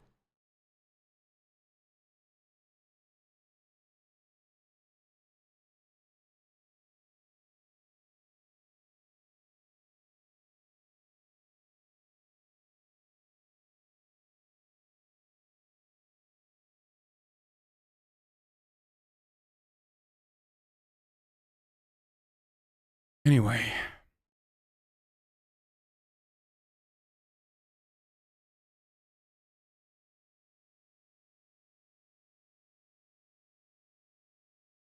How is my freedom at the expense of the global south? It's not our freedom that's at the expense of the global south. I mean, dude, I'm wearing a fucking beanie that one of you guys made, right? There's a division of labor, and in that supply chain, there is a loser and a winner. The losers are all the way on the other side of the fucking planet, so you don't see them. Even this fucking beanie that I'm wearing is probably made in some fucking sweatshop, okay? Everything that we purchase to some degree touches near slave wages, okay? Or literally slave labor. Your iPhone that you have in your hands relies on conflict minerals to keep it going. The extraction of those natural resources are completely unethical. Every part, every facet of your life, you are surrounded. If you were to just like take yourself out of what goes on, if you were to just like look at everything and the way that everything is created, you would recognize that there is a tremendous amount of cruelty in every fucking part of this. Okay? In every part of your lives. Which is why a lot of leftists say there is no ethical consumption under capitalism, because there isn't.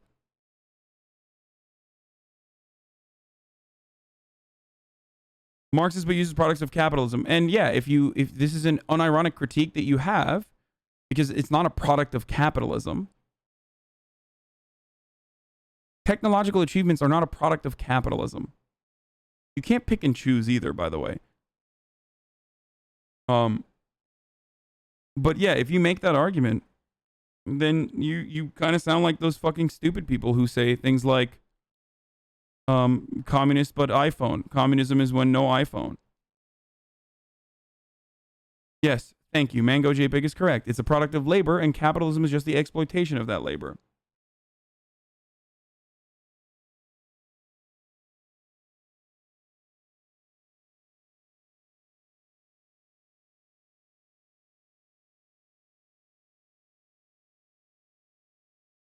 All I'm saying is you would lose your fucking mind if you were to seek out ethical, like truly ethical products.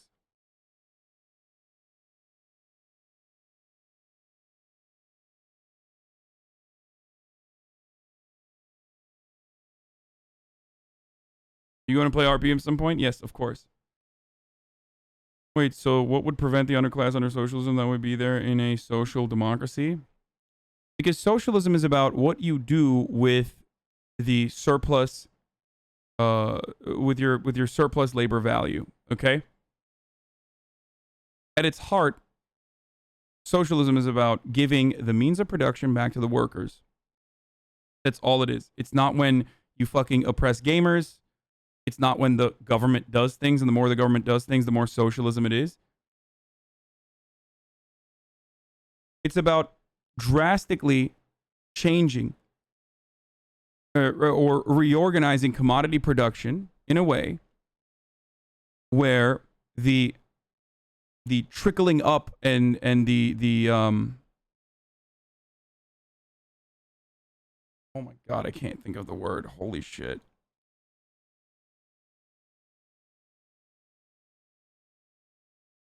No. Jesus Christ, I can't think of the fucking word. No, not accumulation. Holy shit. Yes, thank you for the chatter who said that. The accumulation of wealth in the form of profits, which is completely normalized, and everyone considers that to be normal and good, does not occur in the same way. As long as there are billionaires, there's always going to be fucking homeless people. There's always going to be wealth inequality, and those people with power are going to design society in a way that increases their return on their investment, increases their profit margins, and you will keep being poor or more poor. Now, technology might advance as it does, right? And it grows exponentially as a product of both collective action and, I guess, capitalist enterprise to some degree. And it will make your life a little bit better. But in comparison to those who are at the top, your life is not going to be better.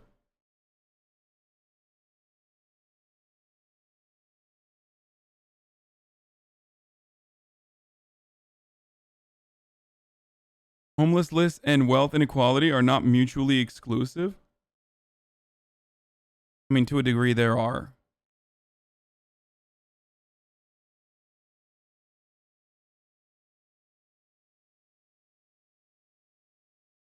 I've seen lefties criticize people that have entry-level jobs at banks because they're upholding capitalism or whatever, saying they could work at any other job. What's your opinion? Yeah, they're stupid. That's my opinion. A lot of leftists you see on the internet are fucking stupid, okay? Sorry. And I am stupid too. I say this as a stupid lefty. But a lot of people are just fucking stupid.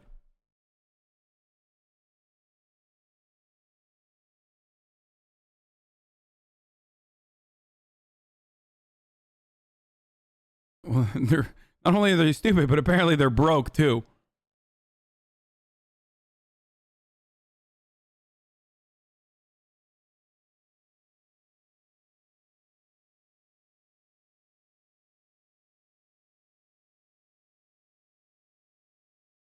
What's so wrong about making profits, though, as long as the needs of citizenry in your country are met? Like, why can't we just adopt the social democratic model of Scandinavia? Because if you were to adopt the social democratic model of Scandinavia and then end it there, and I have mentioned this time and time again, then you would have to fucking shutter your walls. You would have to close your walls. And people that you exploit inevitably would want to come in, like we are fucking seeing happening in South American countries right now. There's always winners and losers in global politics, and the losers, if they continue fucking losing, they are going to inevitably revolt and do something about it. They're going to try to improve their material conditions.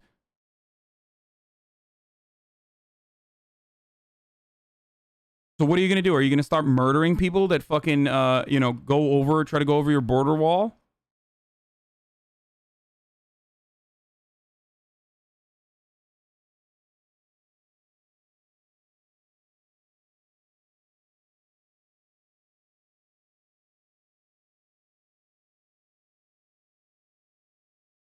I'm trying to describe this from a purely non-humanitarian and purely selfish point of view that is borderline nationalistic, okay? Because a lot of people are that way. So I think that's a relatively successful way of describing some of the shortcomings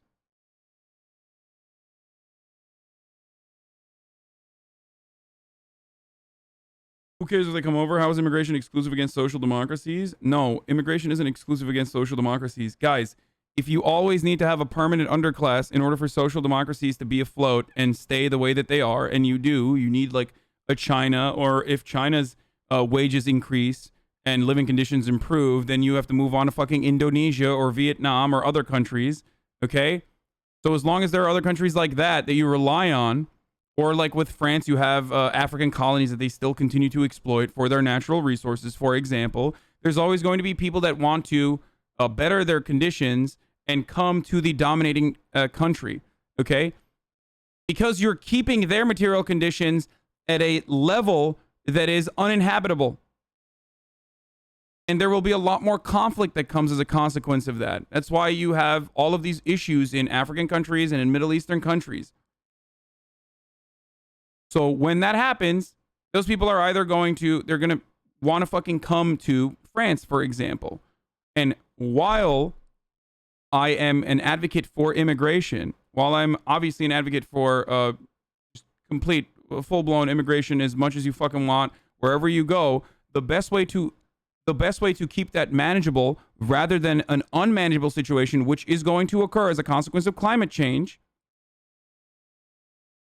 is to improve the infrastructure of said countries and to improve those countries in general. And that goes against the interest of the short-term goals and even the long-term goals of capital owners.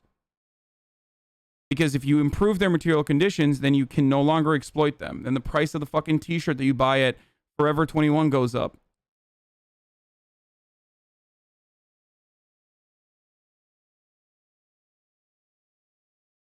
If there are hundreds of millions of climate refugees, that is going to fucking destroy the global economy. It's not the same as like, hundreds of thousands of people coming over the US border. And the only way to deal with that is either by welcoming them. But if it gets to an unmanageable position, I don't even know if you can fucking welcome all of them.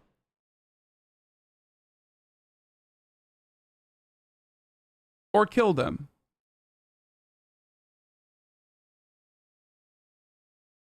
And America seemingly is on the kill them side of the argument so far.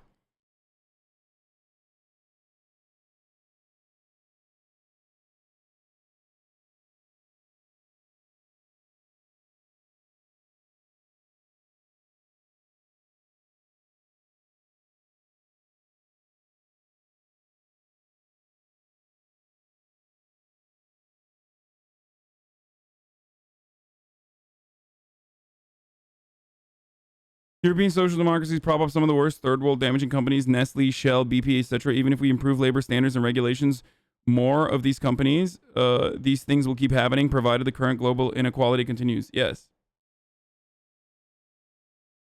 How come Americans are so ignorant when it comes to global exploitation? I mean, it's not just Americans. Ask French people if they know what the fuck France does with their banking of African countries that they still continue to colonize to this day. And you will find a bunch of people who say, what? What are you saying? Is this America? The French don't do this. What are you talking about? Every fucking country does this.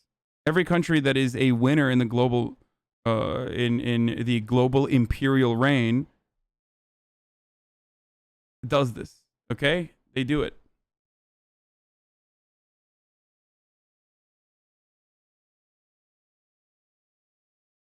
Or if they know, they don't give a shit. Hank, man, how come you are so ignorant to animal exploitation? Oh my God. Why did I read that? I'm not responding to it. Let's continue. He'd be like, no, just say we love him. You're explaining imperialism, the highest stage of capitalism for dummies. Love you, man. Yeah, read Lenin. We love you, bro. No, he'll be happy. What do you mean? We're fighting for Trump. And again,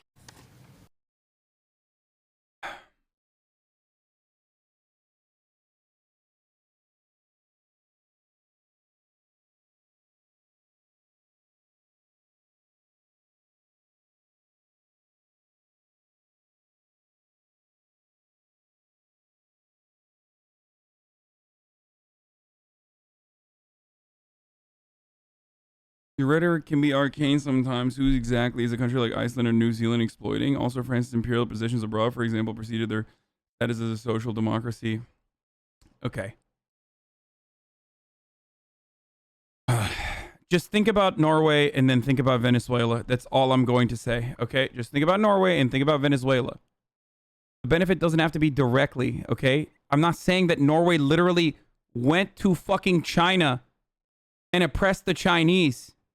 All right? I'm saying that it is impossible not to fucking benefit from exploiting the global south because the system is designed that way. You sound like a fucking business owner who says, I don't understand. Like, yeah, some people are just going to be fucking janitors. Like, shut up. It's just the way it is. Either you believe that intrinsically the third world countries are third world as a consequence of, or sorry, not intrinsically, yeah. Third world countries are a third world as a consequence of like some intrinsic value, i.e. their genes or something. Or you believe that there are external factors at play that keep them down. Okay? There is no in-between in this circumstance. You either believe that they are poor because they can't help themselves because they're fucking, I don't know, black or something. Or you believe that they can't help themselves because they've been kept that way.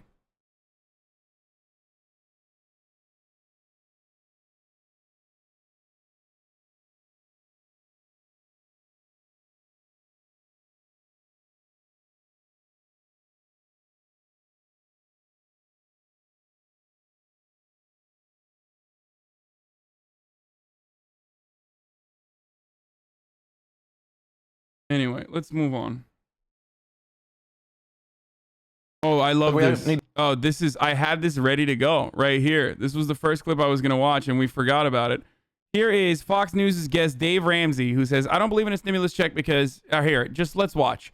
Incredible, incredible stuff. Well, to start with, we need to understand, we got $1.7 trillion in student loan debt. $192 billion out of that, not so much. Let's do some ratios, folks. If we're going to do math, we probably ought to play math. Now, on top of that, when you dig into it, the whole idea that student loans being forgiven is going to stimulate the economy, that assumes that people were getting ready to pay them off this year and instead would use that same $40,000 that they were getting ready to pay off their student loan and stimulate the economy with it. Again, that's economic hog. Wait, what would they do? That's not economic hogwash. That's literally the truth. What would they do with it? Like, motherfucker just literally said, dude, it's so great. It's so great when Republicans and Democrats do this too. It's so great when they literally just go against just basic Econ 101 principles, okay? And just because, just like Republicans are the arbiters of what is patriotic and what's not, they're also the arbiters of what's true capitalism and what's not. So they can just fucking completely avoid basic Econ 101 principles to just say, you're wrong, actually. Alleviating debt will not stimulate the economy. What the fuck is the guy going to do? In your argument, if this person doesn't even have enough money to pay their fucking student loan debt, if you alleviate that student loan debt, where the fuck is that money going, jackass? Where is that money going? That means he needs even more fucking help. That's literally what that means.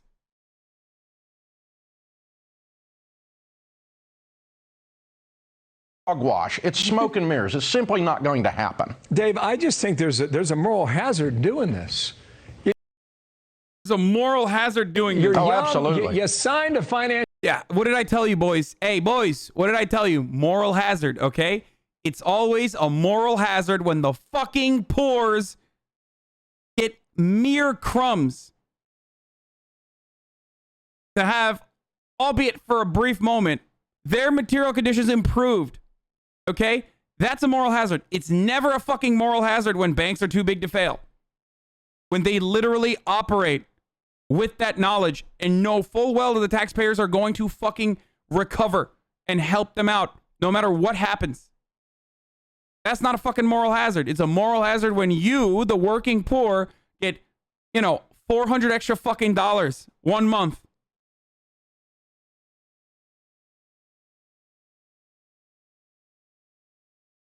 Incredible.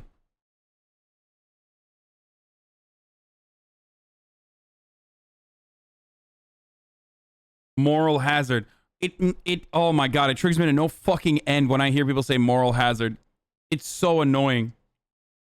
Financial contract, you have an obligation to pay that money back. Absolutely. Well, listen, there's some situations where folks are hurting. Remember, moral hazard means like you're going to learn that you don't need to pay your debts. That's what they're saying. That's what they're saying. When in fact, like, the ones who actually win never fucking pay their debts. Or at least know that they don't need to fucking pay their debts. If a situation occurs where they can't fucking pay their debts or they default, it's fine. The government's got their back. Taxpayers got their back. That's not a fucking moral hazard, though. And this thing has become, it's gotten completely out of hand. Yeah. I mean, there are people's lives who have been destroyed by this program. Somebody needs some relief somewhere. I'm fine with that. But this has nothing to do with really helping people. This is a political... Yeah, I really learned my lesson dying in fucking debt. Like, that's... Oh, thank God. Thank God the fucking economic principles that hold the society, the fabric, the true fabric that holds society, the fucking Econ 101 principles, they're intact. So I'll just fucking die in debt. Thank you. That's so stupid. Political gimme by progressives simply trying to buy votes. And we know that because when you go from 10,000 in forgiveness to 50,000 in forgiveness, the people who benefit are not lower income people. The vast majority of people that have an average income or less. Okay, this is the second part of the argument where it's like, well, first of all, you said moral hazard. Now you're saying middle income people are going to benefit from it. Okay. So what's up? Fuck the middle class? I thought you guys loved the middle class. All of a sudden, oh no, a rich person, a middle class person can't get a single extra dime. But when we give fucking trillions of dollars of fucking tax cuts to the wealthy and corporations, then that's job creators. Those are job providers. When campaigning time comes around, though, you love the middle class. You want to suck off the middle class. What the fuck happened?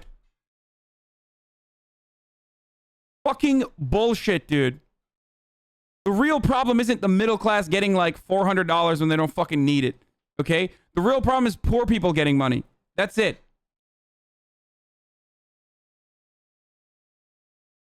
Have less than $10,000 in student loan debt. The vast majority of people who would be blessed by moving it from 10 to 50 are high income earners. So again, this is all political rhetoric. It's not reality. You come from an interesting perspective. Isn't this fair to those who suffered through their debts already? Yes, you're right, dude. You're fucking right, dude. You're right. What we should end up doing is actually, when something bad happens to me, okay, when something bad happens to me, I don't want others to go through that same pain, okay? I want to help them. I want to warn them.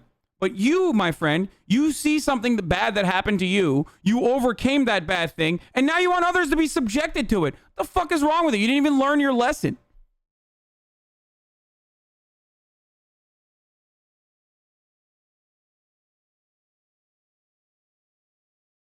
My grandfather died of polio, so I'm personally against getting the vaccine. Yeah, it's great.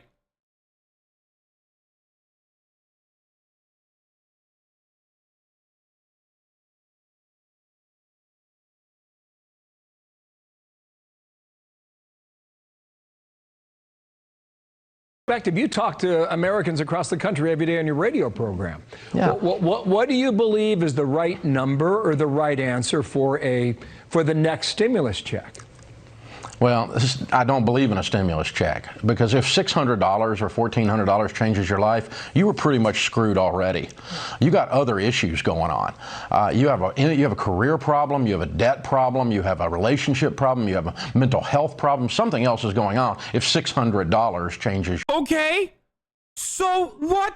Fucking alleviate some of it at least. He's right. He's fucking right. What's the argument? Just die? Dude, I fucking hate these people. They're so sick. They're so sick. This guy, literally a villain. What he's saying is just what villains say, okay? Textbook villain shit, dude. Oh, come on. What are you going to do with the $600? You're going to fucking die anyway. Oh, my God. Jesus loved that economics. Isn't this the fucking weirdo cult freak, too? Isn't this Gordon Ramsay or Dave Ramsey? The fucking, hold on. Isn't this like the fucking cult guy? He's like Christian, but he also does like Christian finance. Am I crazy? He's the Christian finance guy, right?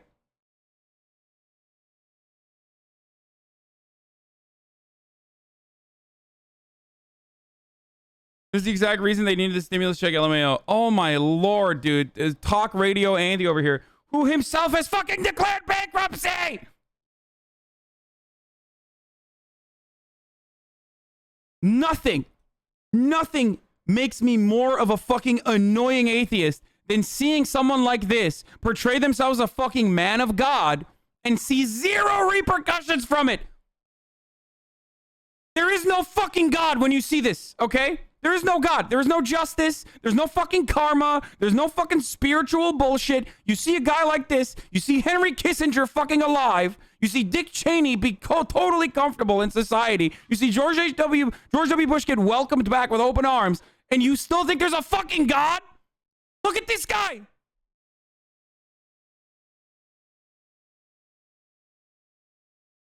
There's no fucking God, but there are demons. And this motherfucker is one of them. Your life. And that's not talking down to folks. I've been bankrupt. I've been broke. And I work with people every day who are hurting. I love people. I want people to be lifted up. But this is, again, it is just political rhetoric, and it's just throwing dollars out there. It's peeing on a forest fire. It's absolutely ridiculous. I love that, dude. I love that. Prosperity gospel is one of the most disgusting things ever, okay? This motherfucker, how did you claw yourself out of bankruptcy? One, government help. And two, more importantly, getting a bunch of fucking morons to give you money that are in worse situations than you by preaching to them about the prosperity gospel. This is just like when those weirdo fucking self-help people, okay, they tell you like get rich quick schemes, right? Okay, is the get rich quick scheme just teaching other people how to do get rich quick schemes? Because that's the way you're making your money. Is this class going to tell me how to con others so I can write a fucking shitty ebook and you know, make my own get rich quick scheme? Because anything outside of that is fucking bullshit, because that's how you're making your money.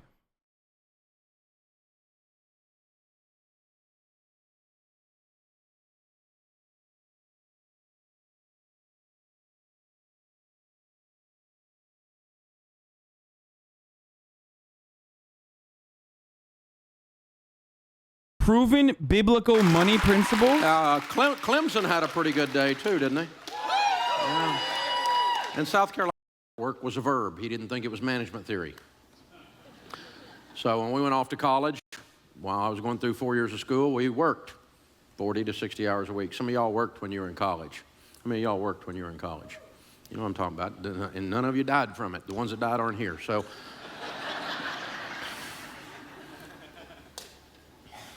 these days they call it.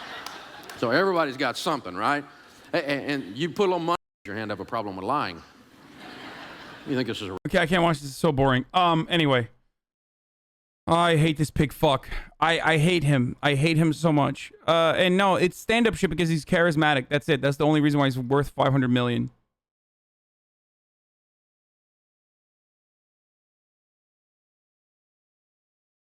The argument is every time people complain about it, it's because it's too hard. It gets easier. Quality declines, and it has bad implications in society. Same argument can be made about debt handling here. If America's such an individualist society that we believe if one person suffers, we all should. It's like socialism, but for pain. Socialize the pain and suffering, but not the benefits and prosperity. No one even fucking actually believes that. Like, no one believes that. No one believes that we should socialize the pain. That motherfucker certainly is not taking any of your pain. You know what I mean?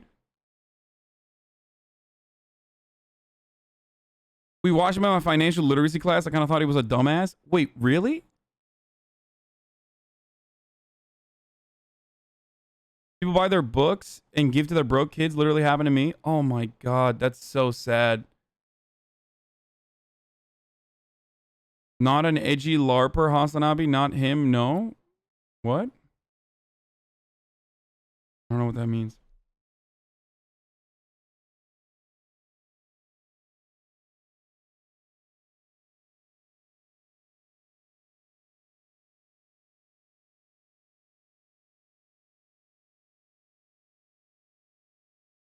My parents have bought me 4 books from this guy, and I cannot contemplate even opening them.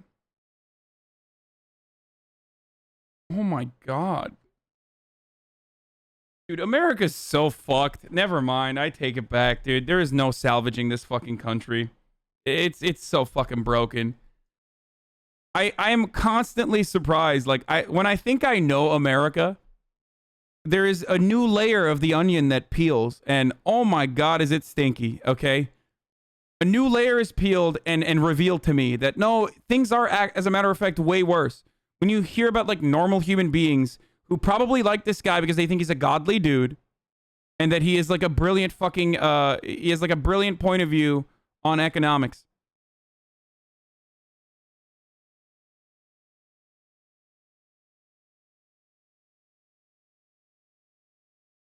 Everyone knows you work for Iran, you fucking spy. Yes.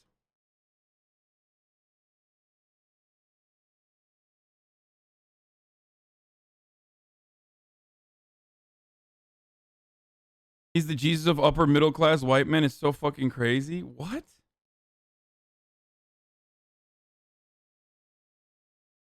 I can't get over him being like, remember working 40 to 60 hours while going to school? Yeah, dude, remember child labor back when we had real work ethic? Well, also, remember working 40 to 60 hours while we were going to school? Hey, fuckface. When you were working 40, 60 hours while going to school, you could fucking buy a home. Okay? Now you work 40 to 60 hours while going to school just so you can fucking afford a textbook. Things have changed, huh? Things have sure changed a lot since back in like 1937 when you went to fucking college, you bald fuck. And you still went bankrupt, you fucking broke loser. Well, not anymore, obviously.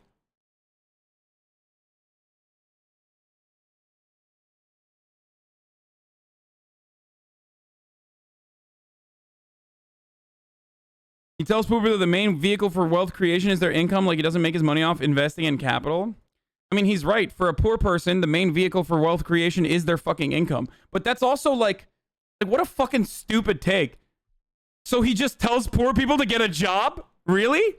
Wow. Please give me $7 gorillion. Hey, poor people, get a job. It's your fault that you're poor. Poverty is a mindset. Thank you for coming to my fucking TED Talk. You all now owe me $10 million.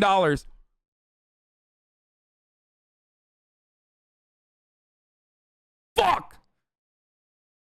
Never thought of that before, dude. Fuck, dude. What?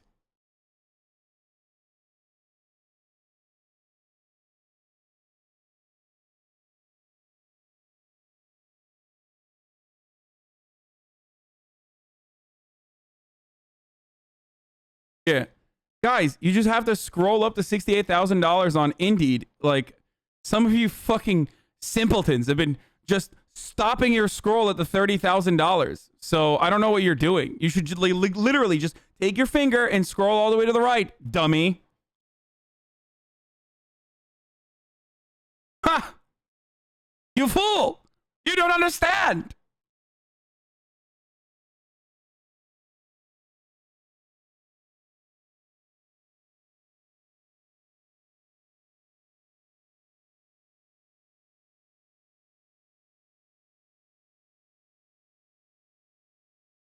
Gotta have that $1,000 phone. What? He says shit like, don't buy avocado toast. My husband listened to him and Graham Stephan religiously. Oh no, dude. Don't buy shit like avocado toast. Like, anyone that brings up memes like that as though it's like serious financial advice should never be taken seriously for the rest of their fucking lives, okay? First of all, there is a secondary, really, really gross mentality that's couched into that rhetoric, which implies that like poor people can't fucking, you know, have fun and are not allowed to have fun because you're fucking poor, which I find to be abhorrent and disgusting. Okay, like you're not supposed to have anything that gives you pleasure in life if you're poor, and that's nasty as fuck. And secondly, like, avocado toast is not putting a fucking dent into your budget, okay? When there's budget shortfalls built into your existence.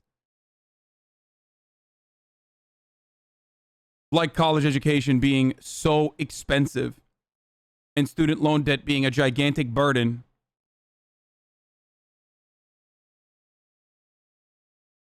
What does that say? As someone also pointed out, but like, what does that say about American society when we're the wealthiest nation on earth, but fucking fruit on bread is considered a luxury that the working poor should not be able to afford?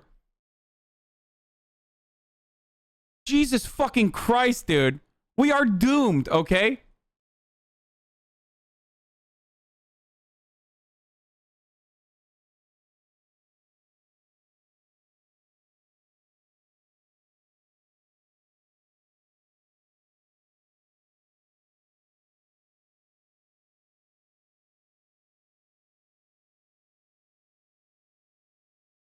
I'm a bookkeeper. I do budgeting. My personal budget for food is virtually unaffected by eating fast food versus cooking at home. I've been eating at home for the entirety of last year, and I'm still in the exact same financial situation. He hates debt, says that's everyone's problem. He would literally nut himself if you explain your financial situation to him. And yes, he usually tells people to get a better job. Okay, but how, motherfucker? Like, again, that's the point. It's like, oh, just get a better job. Oh, all right. Let me just get a better job, dude. Like, I saw the fucking Red Scare girls, I think it was like Dasha or something, tweeting like a fucking weirdo reactionary about how, like, you know, anyone could just fucking pick up a podcast. Like, just work hard or some shit. Oh, fuck, I gotta find the tweet. It was so stupid. It is, like, uniquely stupid. And these people say stupid shit all the time. I mean, they're entertaining, but sometimes they say, like, really fucking dumb shit. And I don't mean, like, you know, I'm a himbo type dumb shit, like really fucking dumb shit. Oh, let me see if I can find it. I have to show you this. It's so stupid. Where the fuck? I am slowly but surely turning into... Oh, it was Anna. From Red Scare. She said, people seem weirdly bitter that I can actually begin to support my family for the first time in my life instead of taking the right lesson from it. Which is, if I can do it, so can you. They're so bitter. Don't fucking go to her profile. I've never shown her profile before. I don't want you to go and fucking harass her or some shit. Which is, if I can do it, so can you. They're so bitter they're living stupid defending their corporate bosses and managers. Lol. Okay. So, if I can do it, so can you is such an idiotic take. When people come to me and they say like, oh, you know, how can I be a fucking streamer? I don't tell them like, oh yeah, it's fucking easy. It's not. You know how fucking lucky I am? One, I'm lucky on my spawn point. Two, I'm lucky that I at least still had nepotism to help me in the beginning. Like I had an entry point into at least some form of fucking content creation from Jank. It's not like, it's not literally being an industry plant like or anything like that, but I have dream luck. Okay, I have fucking dream luck. It doesn't mean I didn't work insanely fucking hard. Okay? That doesn't mean I didn't work insanely hard and still don't work insanely hard to this day, every single fucking day. But there is an incredible amount of luck. So acting like, you know, anyone could just do this. It's so easy. You just fucking quit your job and start podcasting. Like, what are you, crazy? Are you out of your fucking mind, dude?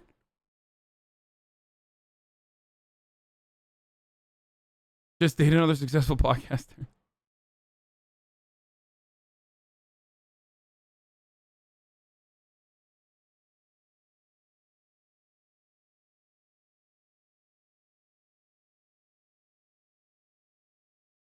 Sometimes he had to play Zelda for 6 hours instead of working. It was horrible for him making all the decisions he wanted. Are you talking about me? What? GTRP is hard work, huh, buddy? Guys, I'm not saying my fucking job isn't incredible. I'm literally in the process of describing to you that this is... I'm an incredibly fortunate person. You repeating that point of view does not change the reality that I still fucking do 12 to 13 hours of fucking content to thousands of people every fucking day. Like, it's just... I don't know what to tell you.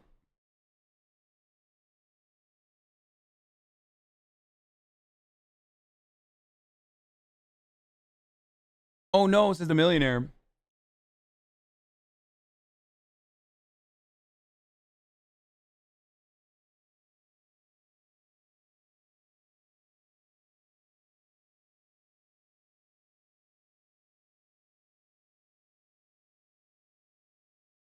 As an amateur streamer, there's so much work to be done that people don't understand that goes into it behind the scenes. It's not just playing games, so much more. Guys, I worked a fucking office job. Like, I'm sorry, but I obviously would prefer my situation to that, clearly, okay? But you're not fucking working 8 literal hours, okay? You don't have 30,000 fucking managers up your asshole yelling about every little thing you do and telling you like, oh, you have a zit today. Oh, you're a little off today. What's wrong? Did something incredibly personal happen in your life? Probably not, but I'm going to make up a rumor that it did and fucking talk about it for the rest of the day. Like, every job has its own fucking complications. I'm still in an incredibly fortunate position, way better off than virtually 99.9999999% of the population. But don't act like your fucking office job that requires you to literally watch me while you sit there and act like you're fucking doing busy work is the most difficult menial task you've ever engaged in. Okay?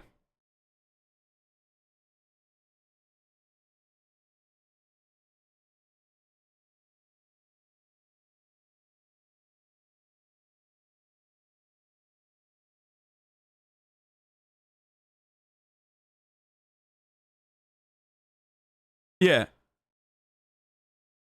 Half of you motherfuckers are laughing currently because you're literally watching me on your fucking headsets at work right now. And you should. Boss makes $1, you make a dime. That's why you fucking watch HasanAbi on the company time.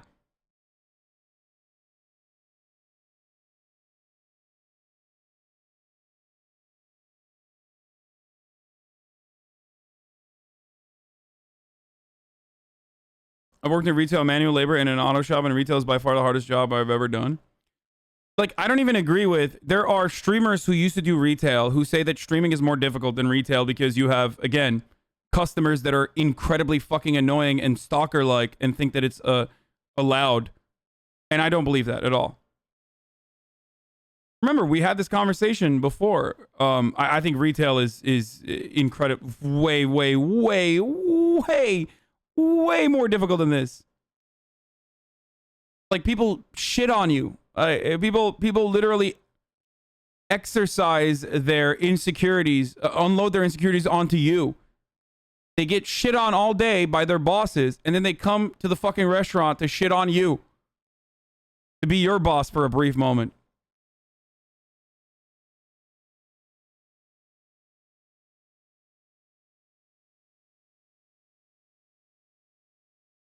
So no, I have profound respect for the people in the retail, people that fucking work like service industry jobs.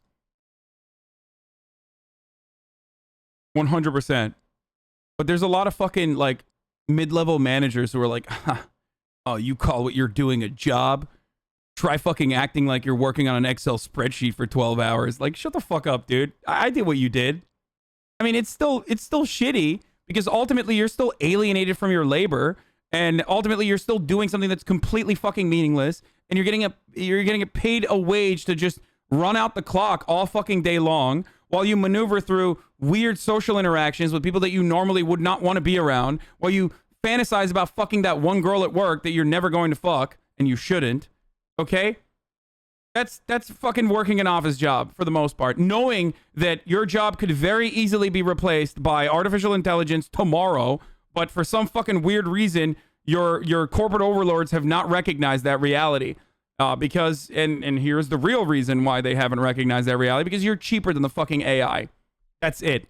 That's literally it. The only reason why you still have that bullshit job is because replacing you with a machine right now is just more expensive.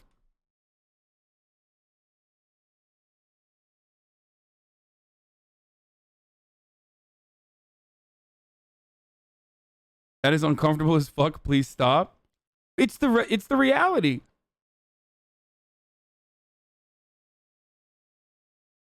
And part of the reason why I know about my target audience is because I was the target audience. I've been in this situation.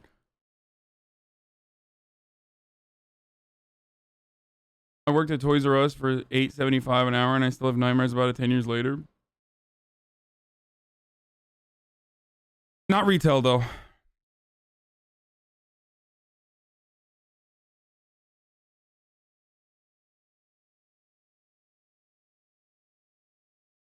I'm sorry, I watched you during my shift at a COVID testing facility, and I think you work a little less than me. Please forgive me for thinking you sound like a spoiled bitch trying to get working class valor. I'm not trying to get working class valor. I'm not at all. I'm just saying that this job has its complications while also admitting that I am more fortunate than virtually every single person on the fucking planet. And also, my job is more difficult than you. Stop complaining is a fucking idiotic argument, because then I can just retaliate with, well, there are child slaves in Indonesia, and here you are complaining about your fucking job. Imagine being a part of the labor aristocracy and fucking complaining. Come on. Disgusting. There are literal slaves. There are literal sex slaves on this planet, and here you are complaining about your fucking 9 to 5. I don't even need to go that far. There are literal homeless people in America, and here you are complaining about your fucking cushy job that you do 9 to 5.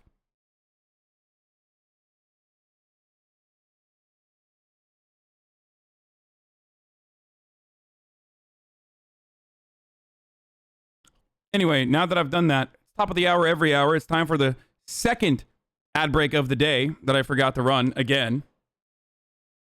A contractual obligation by my overlords, i.e. Jeff Bezos, but not for too long.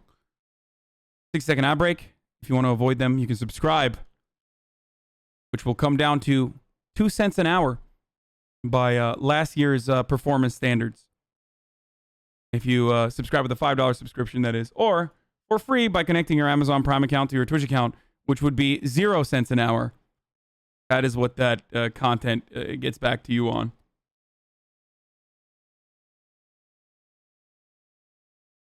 Here's the fucking ad.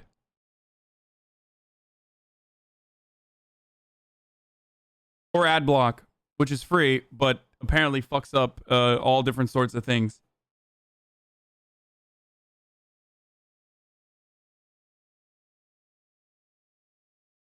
At least you aren't an Amazon worker being forced to work graveyard shifts. No, guys, I know. I already said that fucking there are an infinite amount of jobs. Most jobs, if not all jobs, are worse than mine, especially for someone like myself. I am incredibly fortunate. I recognize that all the time. I mention it all the time. I talk about it all the fucking time.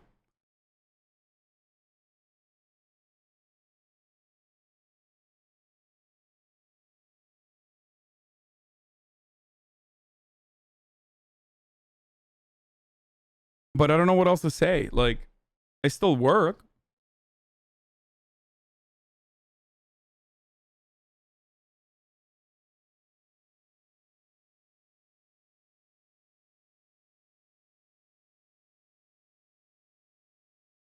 Yeah, I fucking hate this guy. I'm getting him off the screen. What a fucking gnarly piece of shit. By the way, you didn't run the gamba yesterday when hitting the lick. Can we do some today? I'm itching. I've worked since I was 16, from retail to now computer programming. All these jobs were hard in their own way. The difference is the entry point. Not everyone can do what I do now, just like not everyone can be a streamer. Nobody wants to watch my balding 34-year-old ass stream. We do need UBI. Why don't everybody do it if it's so easy? It's impossible. It's not easy. And everyone recognizes that it's not easy, but luck plays a significant role in it. That's the thing. It's not just fucking hard work. Like, what, you think the streamer that's currently streaming in the bottom of this directory right now is not working hard to 0 fucking streams? You think there isn't a single fucking 0 viewer streamer right now that isn't fucking streaming 6 to 8 hours a day? There are thousands of them. I'm a fucking outlier. I'm incredibly fortunate. I work very fucking hard, but I'm also very, very, very, very, very lucky. Okay? And I'm being honest.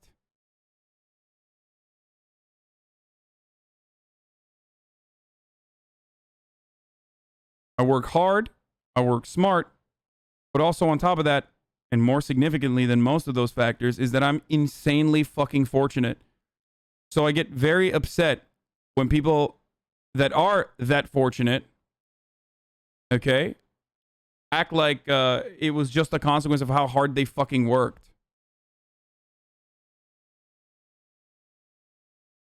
I hate people that are always like, oh, you think your job is hard at construction, 15 hours a day. It's so weird to be condescending because your work sucks more than the work of others.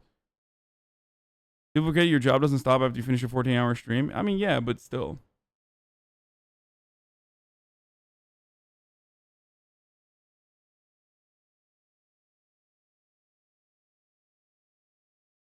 You are lucky because of nepotisms and getting work at TYT giving you exposure. Yeah, that's why every single person that worked at TYT is now sitting with 35,000 people watching them in the middle of the day. Like literally, including TYT itself.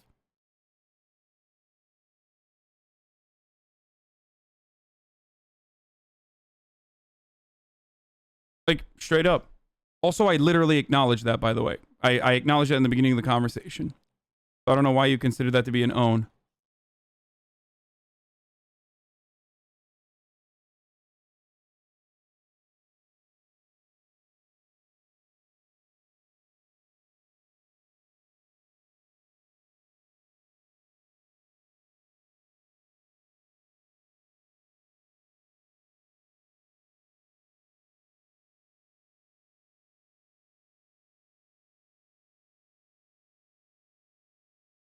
Shroud streamed for one person for like a year before he got lucky with Reddit clips, and obviously the team's chat contacted him through those clips. But he also put in a lot of work for those streams, so streaming is really just a combo of the two. Success is always a combo of the two. No matter what. No matter what, success is always a combo of the two. You have to not just the two. There's just there's a multitude of different factors that come into play when you think about someone who's successful.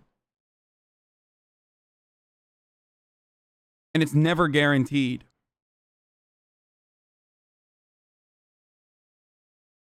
Okay, but Shroud was also a fucking pro CSGO player on the best NA team before he was a streamer, lol.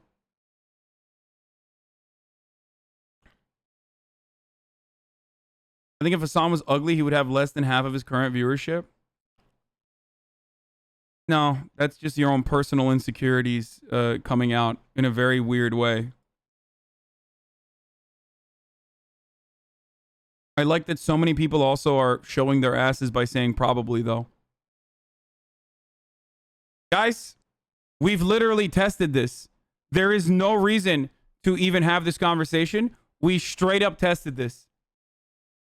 I've been doing 11-hour fucking streams with no camera, and my viewership in comparison to the rest of the gaming streams is higher than ever.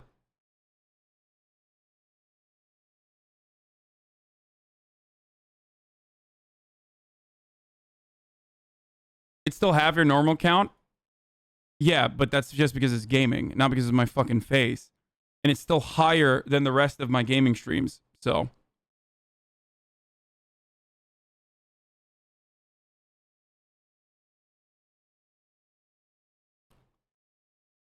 there are plenty of studies out there that show people in fortunate positions mentally downplay luck and overplay hard work in their personal situation. Well, I guess I'm the fucking outlier in that circumstance because I do not downplay luck as a significant factor.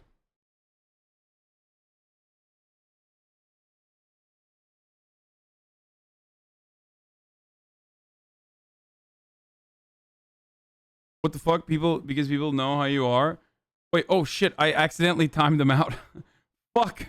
How do I is it just unbanned? Sorry, I didn't mean to do that. I was just clicking on your profile to see what you were saying. I unbanned. We're short on actual news today. Thanks, Biden. No, we're not short on actual news. Don't you think your ego might be a little inflated? Really? My ego is a little bit inflated because we're currently having an argument with 30,000 people in here saying I'm actually hot and that's why I'm successful. Whereas I say, no, I mean, looks certainly factor into it, but it's not half the fucking viewership in the way that that person mentioned it.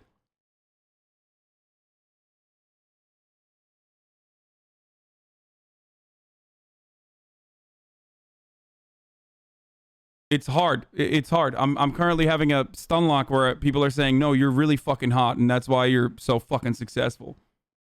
What do you want me to do?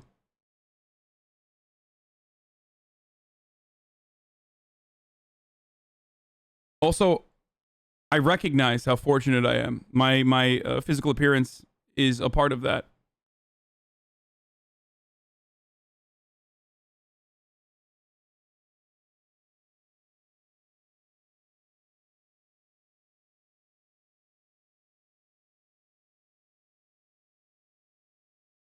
Also, I mentioned that I'm already fortunate. But we're doing that thing in chat where We're doing that. We're at the stage of today's broadcast where like chat literally repeats things I've already said, but in a contentious way to make it seem like they're owning me. I'll be like, I'm very fortunate. My spawn point was great. I have a lot of privileges that allowed me to be a successful streamer early on.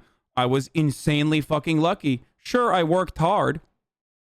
And chat will literally hear that and go, yeah, you're only successful because you're lucky.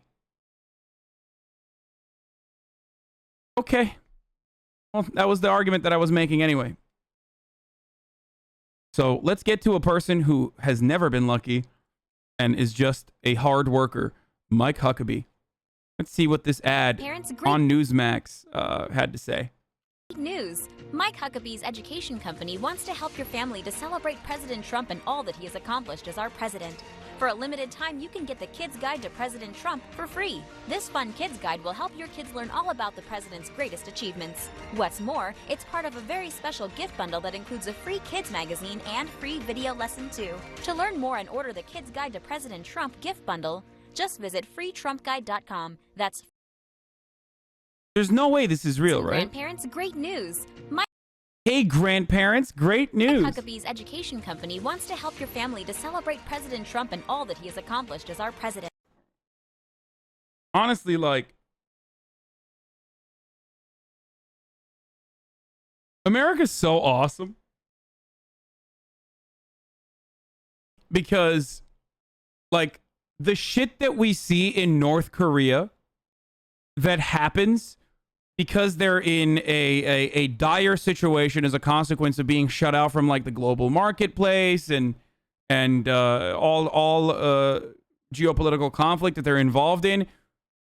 We do that.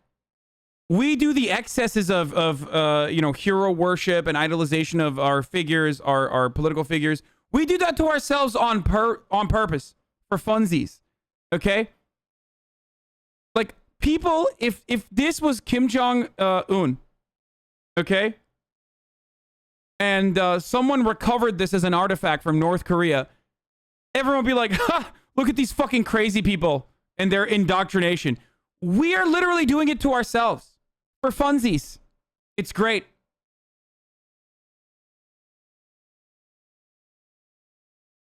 It's awesome.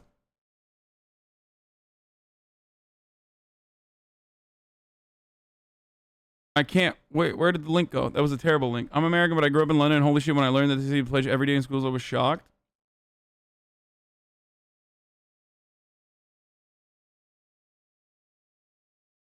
Your views on Iran's foreign policy in the Middle East? I'm not going to get into that right now. So much lies about DPRK and Western media. Okay, TX Capita. You fucking back it up. All right, soldier? Mr. fucking, no, they're eating burgers every day in Jusha country. Immediately, motherfucker has to go left book in the chat. Immediately. Like, the moment you fucking give an inch. Nah, dude, I saw it, dude. They're like, look at this video. They're eating burgers every day. Like, they're so fat.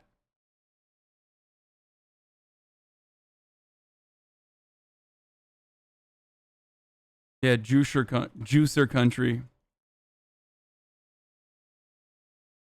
No, there are. The further left you go, especially if you're on Facebook, the more you believe that like North Koreans actually love the situation that they're in, and they're actually eating burgers every day over there. Are you CIA? DPRK has dealt with COVID the best on the planet. Yeah, and that I'm CIA for disagreeing with that too.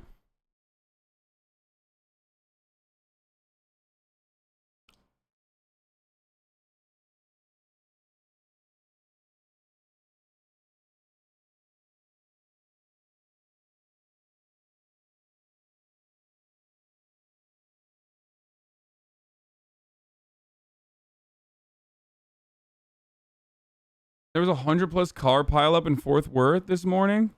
Yeah, this is what happens when you all fucking move to Texas, okay? Yeah, there you go. Guess what? Here's the fucking outcome, dude. Everybody moves to Texas? What did you expect was going to happen? There are a lot of attractive streamers on Twitch who don't have anyone watching them. Hard work and bringing something new to the platform is why I think you are, why I think you got where you are. Best politics streamer world. Oh, thank you.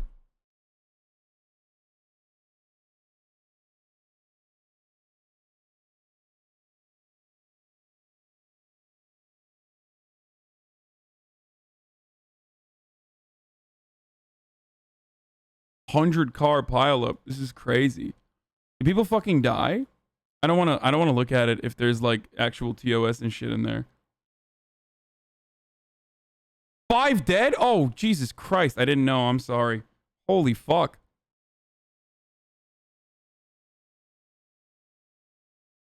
Anyway, don't move to fucking Texas.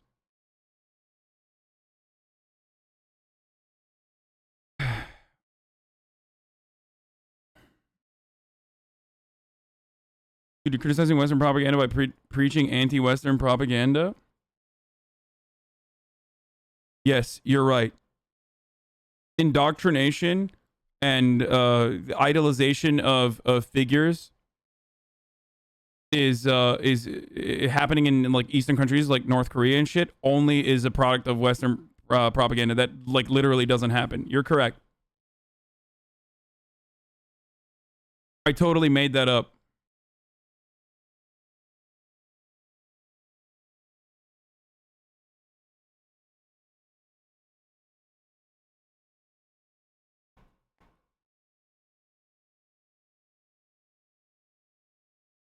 More North Korean prop. Well, despite endless lies and attacks from Democrats in the media, President Trump and the administration fought for the country over the past 4 years, and now the network would like to share this tribute to his accomplishments. Take a look. If, by Rudyard Kipling. If you can keep your head when all about you are losing theirs and blaming it on you, if you can trust yourself when all men doubt you, but make allowance for their doubting too, if you can wait and not be tired by waiting, or being lied about, don't deal in lies, or being hated, don't give way to hating, and yet don't look too good, nor talk too wise. If you can dream and not make dreams your master, if you can think and not make thoughts your aim, if you can meet with triumph and disaster and treat those two impostors just the same, if you can bear to hear the truth you've spoken, twisted by knaves to make a trap for fools, or watch the things you gave your life to broken, and stoop and build them up with worn-out tools, if you can make one heap of all your winnings and risk it on one turn of pitch and toss, and lose and start again at your beginnings, and never breathe a word about your loss. If you can force your heart and nerve and sinew to serve your turn long after they are gone, and so hold on when there is nothing in you except the will which says to them, hold on.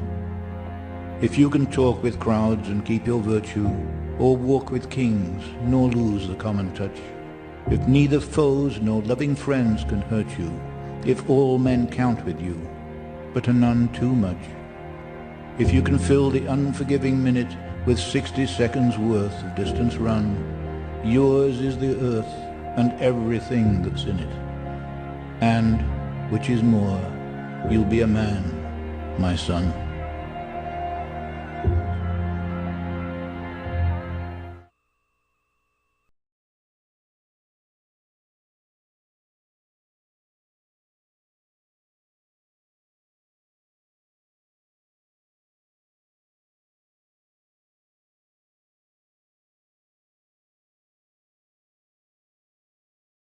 As soon as I had to go get a fucking hoodie, okay?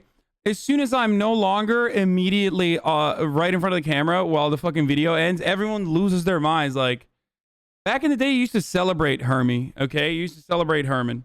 You used to say, wow, he's a better streamer. He doesn't fucking he doesn't pause the video every 20 seconds. Now, you fucking cry.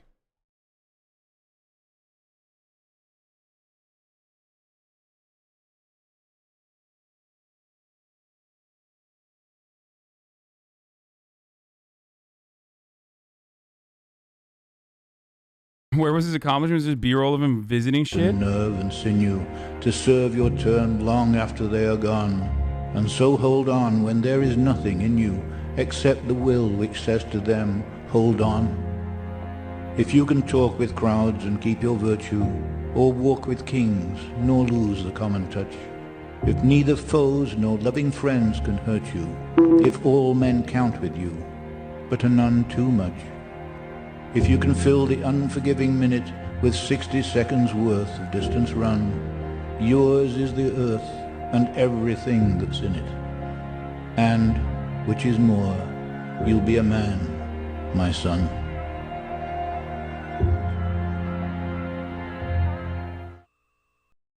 So,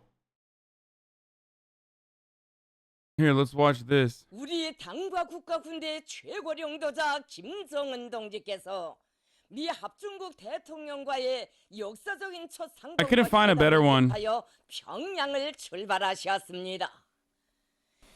경의하는 최고領導 Oh my god, why is it so loud all of a sudden? 동지와 도널드 J. 트럼프 미 합중국 대통령 사이의 역사적인 첫 상봉과 회담이 6월 12일 오전 싱가포르 공화국에서 진행되게 됩니다. 경의하는 최고領導자 동지를 조선노동당 중앙위원회 정치국 Wait, 위원회 this sucks. I thought there was gonna be, you know, like the fucking parade videos and stuff that they make of him.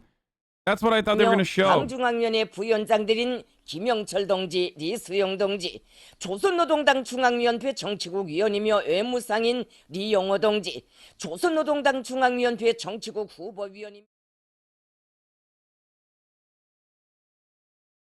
No, that supposedly shows how Americans live that's not real. You run that Trump vid back? I wasn't able to come yet. A bit overweight. Hoggers.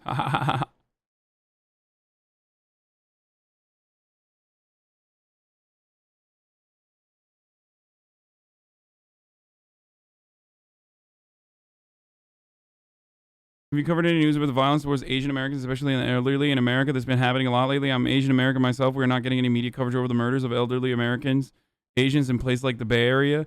I've seen some of my Asian friends post about it. I haven't looked into it.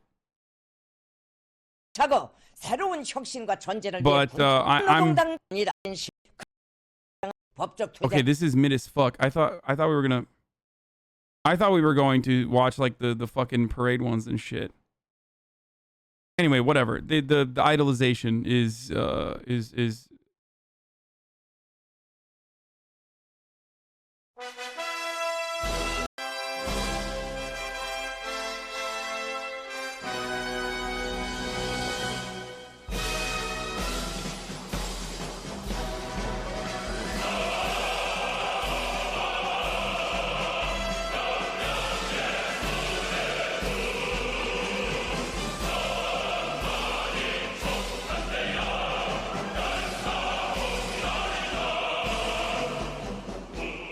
Does this make you feel good? Hell yeah, dude.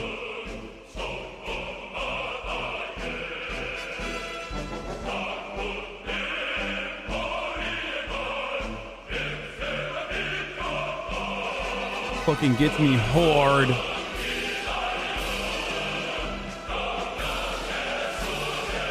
You know I'm not getting fucking DMCA by North Korea, so I can play this fucking music all day, baby. Imagine I get fucking DMCA by North Korea. The Democratic People's fucking Republic, dude. Don't do it.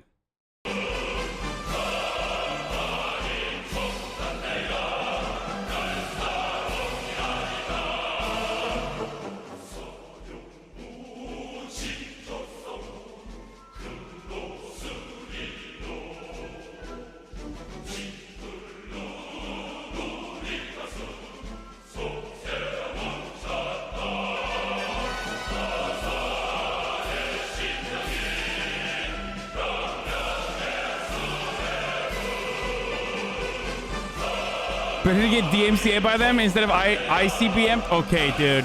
Sure.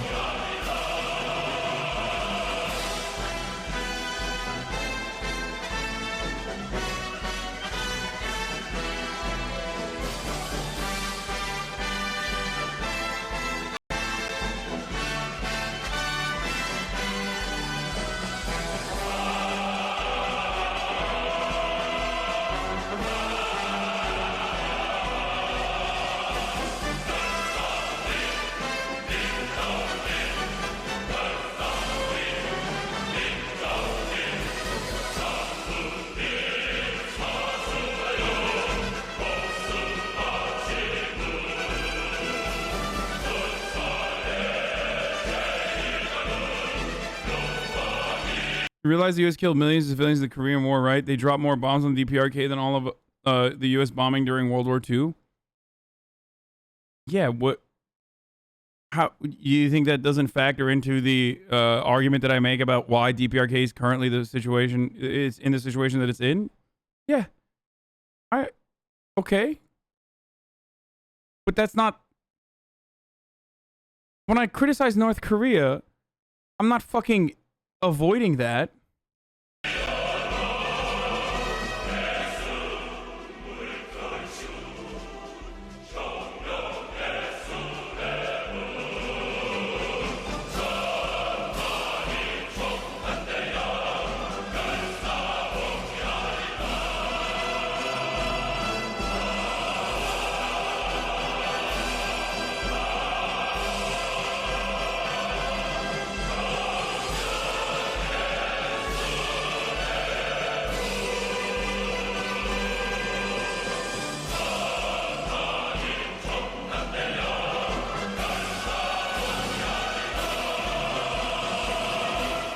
There's a crumb of mismanagement. Yeah, just a crumb. Dude, what are we talking about? It's like, it's basically a fucking monarchy, dude. What are you talking about? Just a crumb of mismanagement.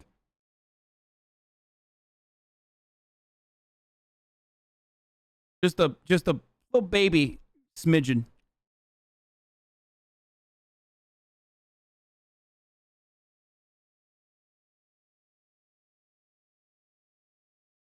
A suspect has been arrested following a string of attacks on Asian Americans in California's Bay Area. We want to warn you, these videos are disturbing to watch. Last month, a man was... Okay, what are we doing? Oh my god, I'm sounding literally like fucking... Yeah, all right. You know what? Perhaps we shouldn't watch this, okay? Maybe we should avoid watching... an actual fucking breaking and entering / like racist violent attack. Oh, okay. So there was some other stuff that I was going to show you from the impeachment, but I assume the attacks on Asian Americans revolve around the hatred of Asian Americans because of COVID. Pushed by both Republicans and even some Democrats alike. Right? Anti-Chinese sentiment. I assume that's the reason why it's probably... I assume that's the reason why it's increased. Yeah. Anti-Chinese sentiment. Also, on top of that, COVID and COVID being linked back directly to China as though it's like the fault of the Chinese. And all Asians, of course. And this is something I personally understand as a Menaboy, okay? It's the same energy. Racists who want to discriminate against non-white people oftentimes are not very good at figuring out whether someone is Chinese or not before they do their discrimination and just attack every Asian person. Just like racists are indiscriminate in their racist attacks when they go out and hurt Sikh people, thinking that they are Muslim. There's always a racialized component of this sort of xenophobia.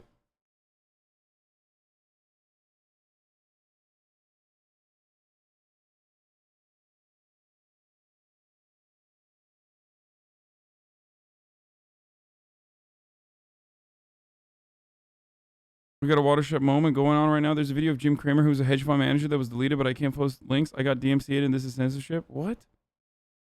I don't know what you're talking about, man. It's a mix of people in Cali blaming the Asian population for taking jobs and slots in universities, as well as the increased rhetoric of Asian countries failing to deal with COVID. Even though South Korea, Vietnam, and Singapore have way better responses.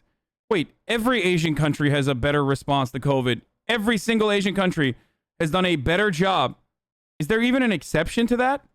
Or is it literally every Asian country? Not only is that every Asian, like literally every Asian country done a better job of dealing with fucking COVID, but even beyond that, like literally non-Asian countries that are close in proximity to Asian countries have done a good fucking job with COVID.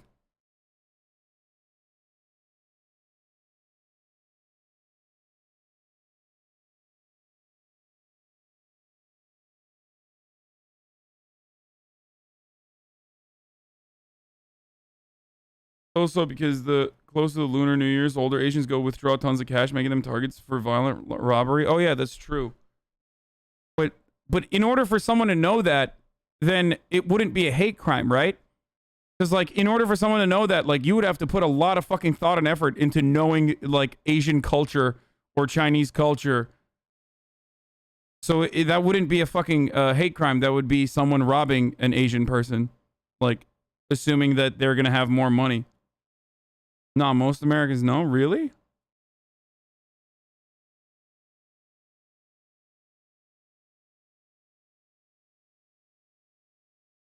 Yeah, they'd be targeting the money, not the race. But yeah. I'm just thinking about like I'm thinking about like a woke robber in that way. Dude, even I know that. Zero Chinese culture. I mean, I know that because my aunt is Taiwanese. It's a really bad take, Hasan.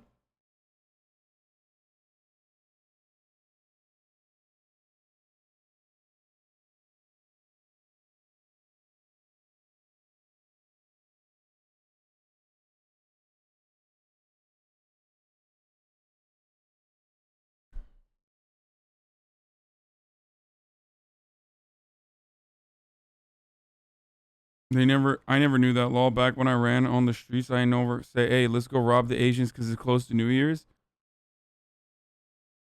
I mean, I didn't even make a take. It's like robbing Christmas presents doesn't mean you're targeting Christians. You're targeting the presents. Yeah, kind of like that.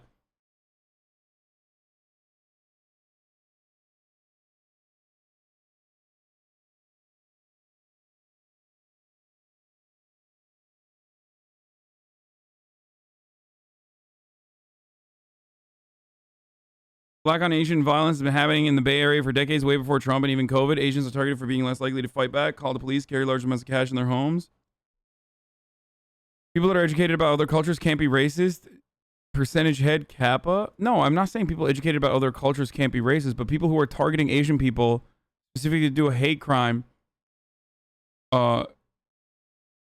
wouldn't be doing that to I don't think they'd be doing that to just like rob them. I thought hate crimes is when you like want to fucking be hateful against a specific race or a marginalized community on the virtue that they are a member of the marginalized community, and not to like rob them of their money or something. It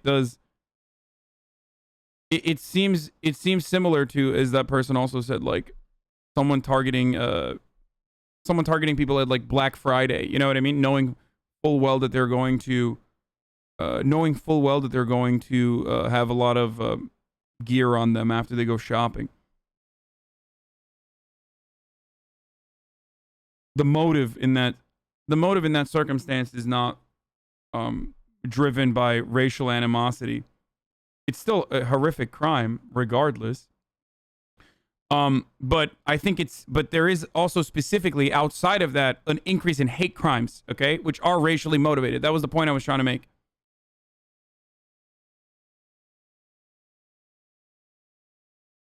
Yeah, I don't think that people are doing that because they're like, well, I know these guys. I know that the Lunar New Year is right around the corner, so we should go fucking hit a lick. And by what I mean by that is, you know, let's go fucking find some Asian people, you know? It's more, I feel like it's more so, I mean, that could be a separate thing that is an ongoing issue in the Bay Area.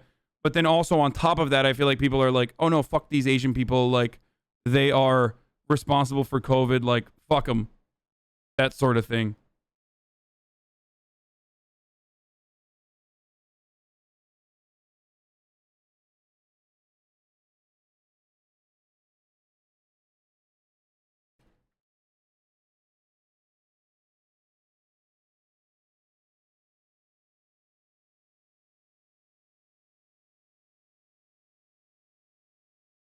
What do you think the odds that the spineless Republicans vote to convict? I don't know. A lot of chuds are using this opportunity to shit on black people because they're the main group doing the robberies.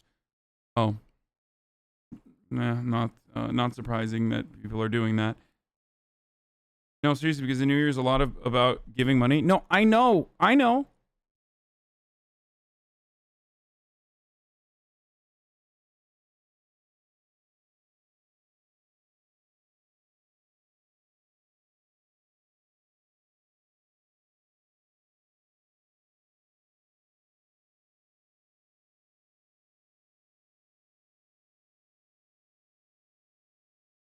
What's the take, though? I mean, we know racism bad. How the fuck do you stop this kind of ignorance from white shitting on blacks and everyone shitting on Asians?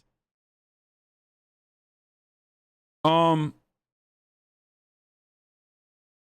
we could definitely start by recognizing that Asian Americans they don't have like dual loyalty or some other fucking weirdo thing that people believe.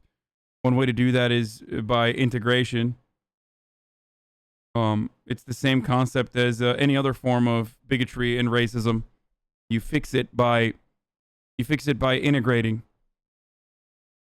Like, you're literally asking me, how do we solve racism? How the fuck do I give you an answer to that? Like, clearly remember the knee-jerk racism when COVID first hit. My mom and family got verbally accosted during the initial panic due to the people's inability to critically think and rationalize that a worldwide pandemic and not just a Chinese or Asian one. Yeah, 100%. We talked about it before when it was happening, but like saying that it's the China virus or saying it's the Kung flu or whatever the fuck, and people repeating it might be funny, and most people think like, oh yeah, whatever, these guys are being fucking super bigoted and look at how stupid they are and laugh at them.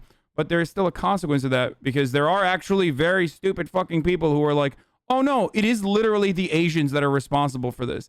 We shouldn't eat Chinese food because we'll get COVID, or we shouldn't go to Chinatown because we'll get fucking COVID. I guess the Democratic Party's approach to combat that was Nancy Pelosi going to Chinatown, which in and of itself is symbolic purely and not all that successful.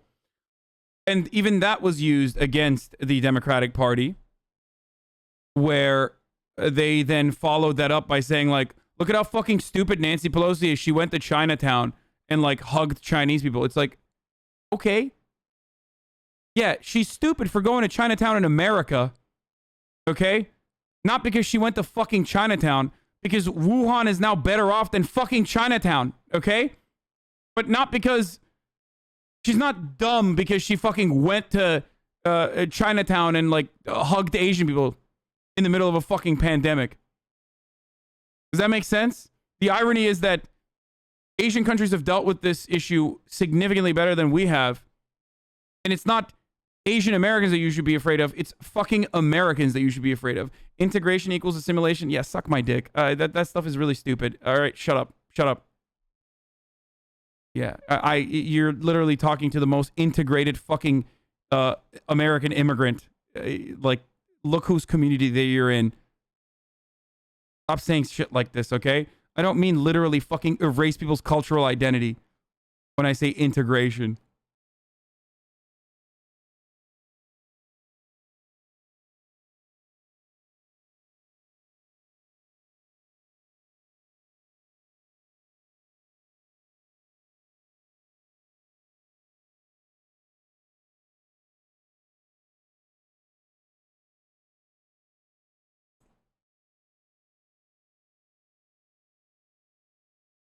I get so mad. The black people robbing Asian people stories are being spread by the fucking Epoch Times. Yes. So, look, there's some Asian members of this community. I'm sure your parents fucking read the Epoch Times and shit. Remember that they are a psychopathic religious fucking cult out of China that the CIA aligns with specifically because they are anti-CCP. And the Epoch Times and all of those other fucking organizations literally prop up white supremacists everywhere around the world, not just in America, but definitely in America as well. So, so when you hear about like racialized violence in that respect from places like Epoch Times, remember that there is a reason for it. And that reason is to take advantage of the take advantage of the shitty fucking situation. Yeah, Falun Gong.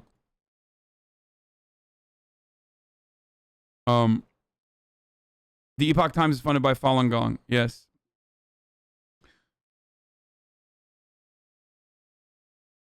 Just remember that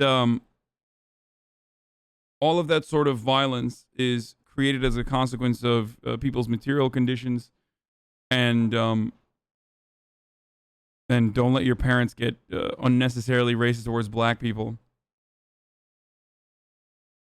Not that there is a necessary amount of racism, but just, you know what I mean. Is Falun Gong persecution real? I don't know, dude. No. I like the integration take, but it seems so simple, almost like exposure therapy. It makes sense. I mean, there's a reason why urban environments become more democratic.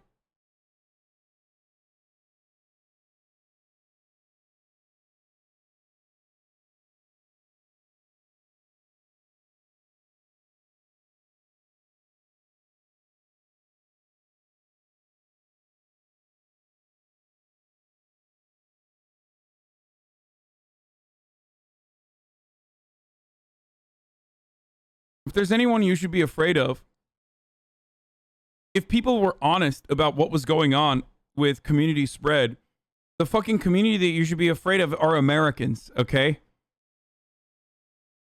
Like Americans in the fucking South.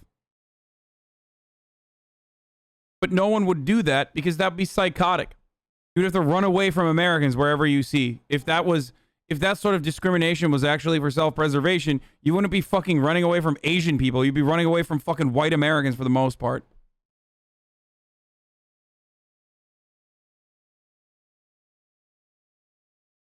And they would be anti-maskers anyway. You would see them. You would recognize them because they can't shut the fuck up about how COVID is fake.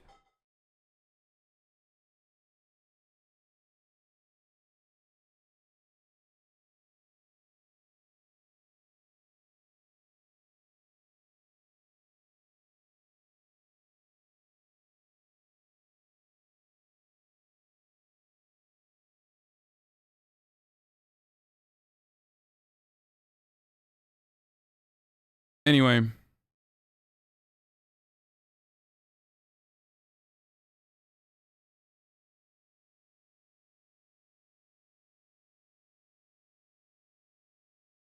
Xenophobia existed in the Bay Area before COVID. A lot of it has to do with class differences, in my opinion, especially in East Bay. Yeah, that also makes sense.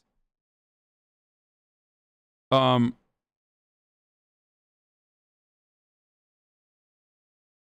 Terror in the chat says, China lied about their case numbers. It's 12 times higher. Okay, 12 times like 1 is 12.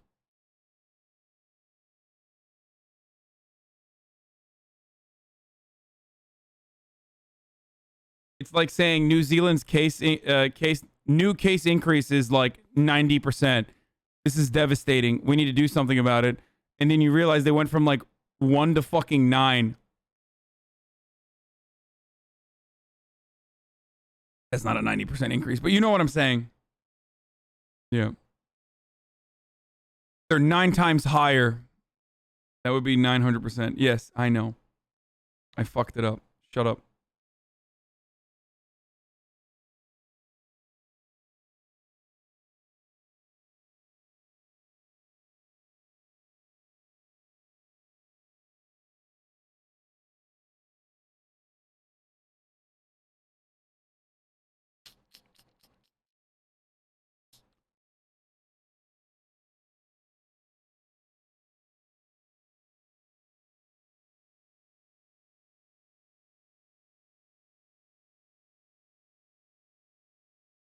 Australia COVID cases have been pretty poggers outside of the state of Victoria. Now the STEM Lords are out since you mentioned math. I know. Hey, go back into your fucking caves, STEM Lords, okay? Go back to your fucking caves.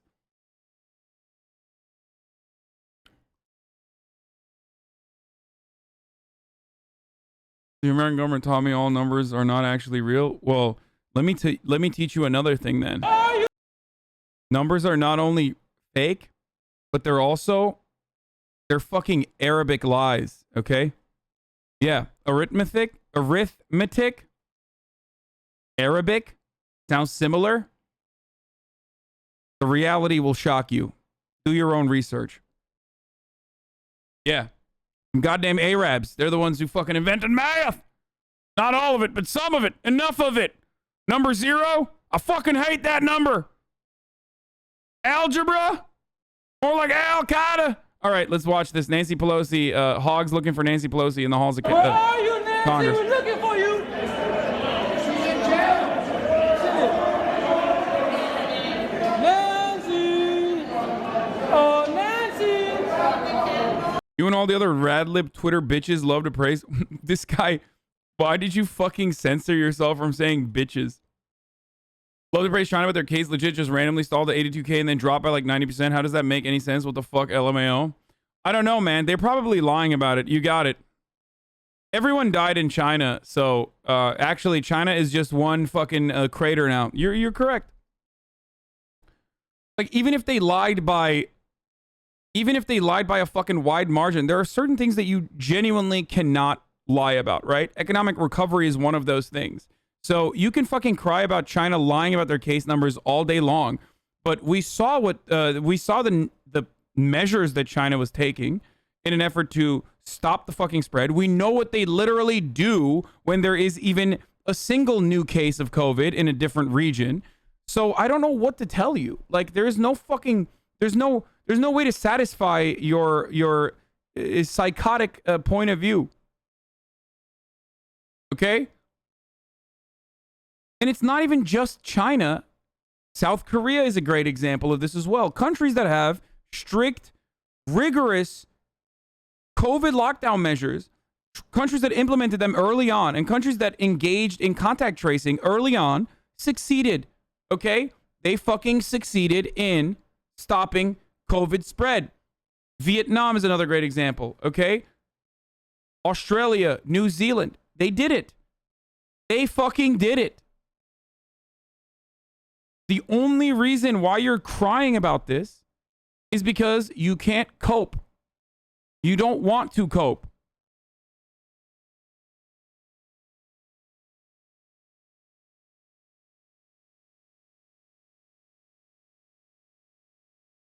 Yeah, Uyghurs in Xinjiang is fuck, I can't even talk. Also contributes to xenophobia. Yeah, no, totally, dude. That's why people are beating the shit out of Asian people, because they're like, I can't believe you're fucking up the Uyghur Muslims. That's why I'm fucking beating your Asian ass. Yeah, dude, seriously. Yeah, because if there's one thing Americans care about, it's beating up Asians for beating up other Asians, and Asians that are fucking Muslim on top of that. Come on, dude.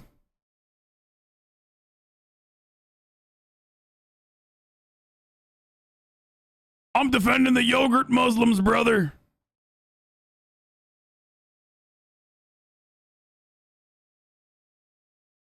Dude, xenophobia is real, but stop using gray zone and defending genocide. Yeah, like, my man's name is Dolphin Jusha. Yeah, xenophobia is real. I don't think that the honest reason for why xenophobia has increased is because people are genuinely upset at the Chinese treatment of Uyghurs. Okay? Or Uyghurs. Or whatever you want to fucking call it. Or Uyghurs. Yeah. That's just something people say to justify their racism. Oh, my fucking settings changed, actually. You're right. Settings general miscellaneous turn off colorize users with color set. Yeah. Gray names have been getting away with it, dude. That's what it was. No more. Boys, no more.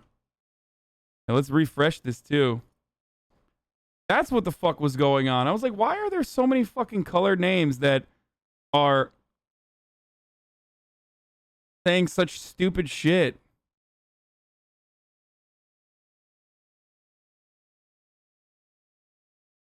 Is it?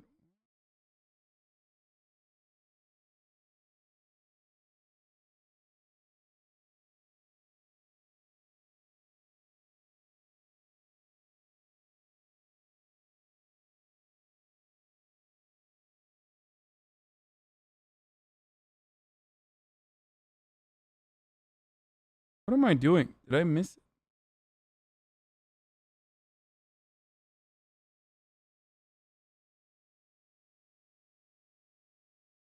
Oh, there it is.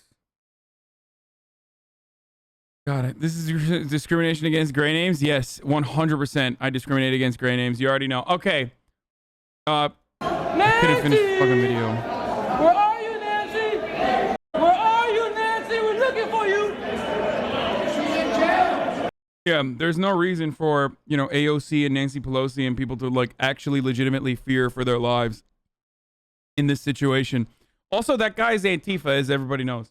Actually, Antifa does hate Nancy Pelosi. Anyway, it's top of the fucking hour. Every hour, it's time for another 60-second ad break coming to you right now, ladies and gentlemen, boys, girls, and NBs. I'm gonna run a fucking 60-second ad. If you'd like to no longer see the ads, all you need to do is subscribe. You can do it for $5 or for free with a Twitch Prime by connecting your Amazon Prime account to your Twitch account. You can do it and give one free Prime subscription to your favorite fucking streamer. Here's the ad break now. Antifa would find her and perform a slam poem. Peacefully draws them away from the door to the Senate chamber and towards the other officers waiting down the hall. Do you really think Nancy and AOC had nothing to fear if they were caught? No, I'm being sarcastic. Of course they had something to fucking fear if they were caught. The rioter seen carrying a baseball bat in this video is the same one we saw moments ago breaching the window on the first floor. While all of this was going on, Vice President Pence was still in the room near the Senate chamber. That's a lie. I never run 3 minutes of ads. That's a fucking lie. I just ran a 1-minute ad. Fuck you. It was not until 2:26. Actually, that's not true. I run 3 minutes of ads in the end of the stream. Evacuated to a secure location. This next security video shows that evacuation. His movements are depicted by the orange dot in our model. You can see Vice President Pence and his family quickly move down the stairs. The Vice President turns around briefly as he's headed down. As Pence was being evacuated, rioters started to spread throughout the Capitol. And you can hear the mob calling for the death of the Vice President of the United States.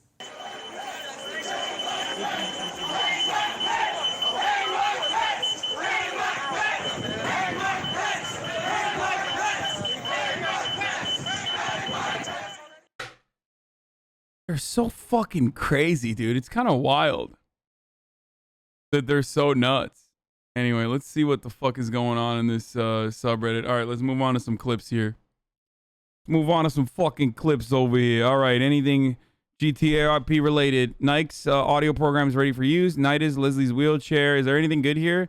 Tips goes to the burger shot. Slim says hi to Buddha. Hasan's first dice roll. Oye does their first robbery. We saw the first burger shot commercial. Hasan said, fuck politics. Yeah, dude. Yes, you're right. 3 hours of politics. Yeah, I'm going to. All right. Maya raised a total of $573,004.79 for charity. But the stream was insane. Thank you. Thank you. Thank you. Thank you to my team. Thank you to the people that I live with. Thank you to you Okay, that doesn't look bad at all, actually. guys. Thank you to the creators that supported me today. I thought it was going to look way funnier. Be my friend. Got a leaf so last minute. I mean, it's still pretty funny because, like, you know, they both, like, her and Misgift both have the same. Bye, guys. Thank you. Same hair now. Not bald, that's Buzz. Scammed. Okay, shut up.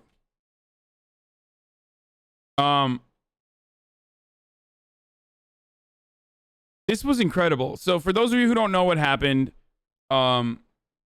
yesterday, Maya put together a fundraiser stream, like a charity stream for her new 501c3 that she's starting for animal conservation. It's really fucking cool. Literally an example of someone putting their money where their mouth is. And a bunch of streamers pitched in,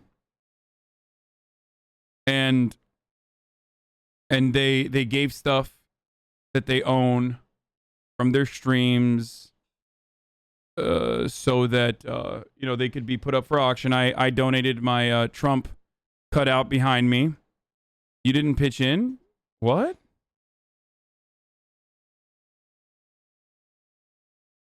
I donated my Trump cardboard cutout that's behind me that I signed.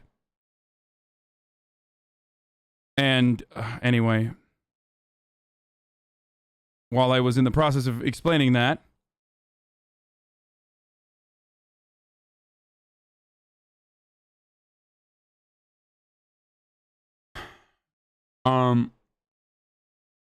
people are too horny to shit on you. Anyway, I know. I did find out who paid for it, yeah.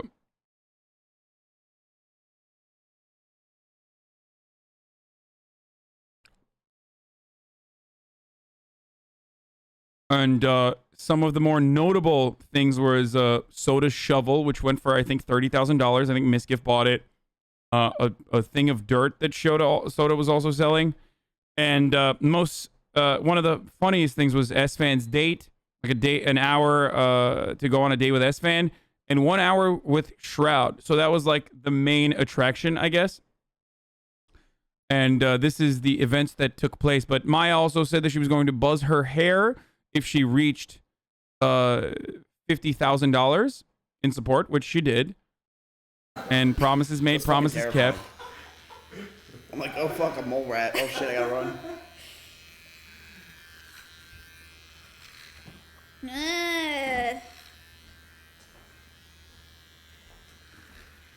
You got $570,000. No. Pretty close. I thought it was pretty lame that all the streamers were just paying for each other's stuff. Why? It's just the way to fucking fundraise. Like,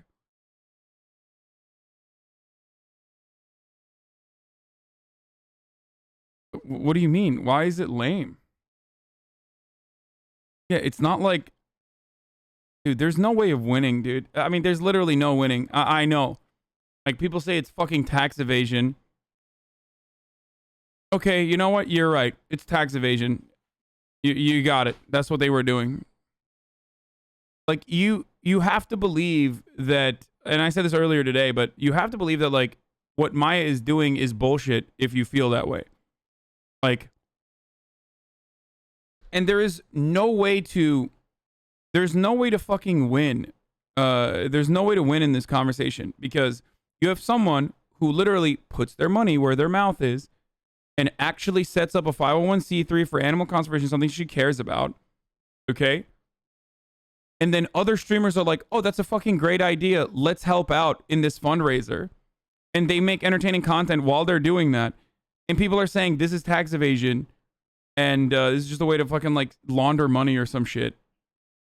And I don't know what to do there. Like, I can't even believe that I have to describe this and explain it. But then also simultaneously, like, I didn't participate in it hard enough, and therefore I'm also a piece of shit too. Like, the people that really participated in it are pieces of shit because they gave too much money, and I didn't give enough money or participate enough, so I'm also a piece of shit. Who's not a piece of shit? Just you, right? Chatter. I am the only person who's not a piece of shit because I'm a chatter here.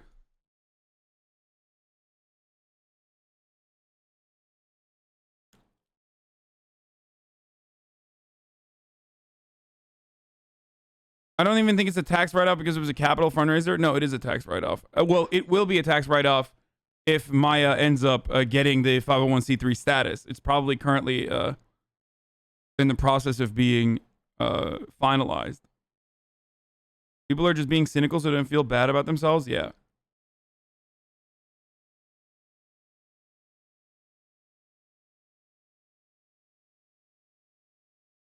Ludwig's agents gave him a number and he couldn't go over, and Ludwig accidentally got the numbers mixed up in his head and went way over what he was supposed to. Yeah, that's not real. It's fucking content. Like, guy, come on. That's what he said, but that's not the reality. It's a joke.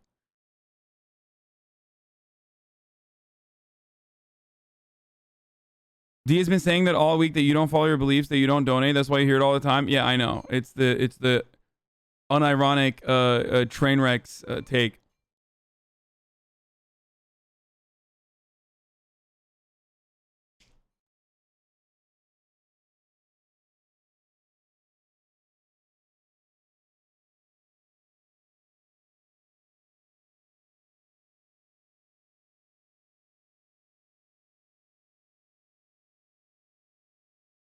Anyway, the difference here is like, do wealthy people, billionaires, millionaires, actually donate to charity for social capital to win people over, to make themselves look like they are very nice people? Yes, of course they do. A lot of the charities are in place specifically because said billionaires actively contribute to the inequality that makes it so that there are charities that need to exist. Okay? That's just the reality. Would I put some fucking Twitch streamers helping out their other Twitch streamer friend start an animal conservation 501c3 in that same category? No. But it's up to you to assume that it's up to you to think that, like, are they doing this for are they doing this to like win you over, to make it seem like they're very nice people? Do you think that Maya is like faking this and this is a tax evasion opportunity? Is that what you think? Because if not, you have to realize that no, it's just a person who loves animals and wants to help animals and has created a volunteer organization, a 501c3, a nonprofit, to do that. And her friends are creating content for you guys in the process of like funding that 501c3.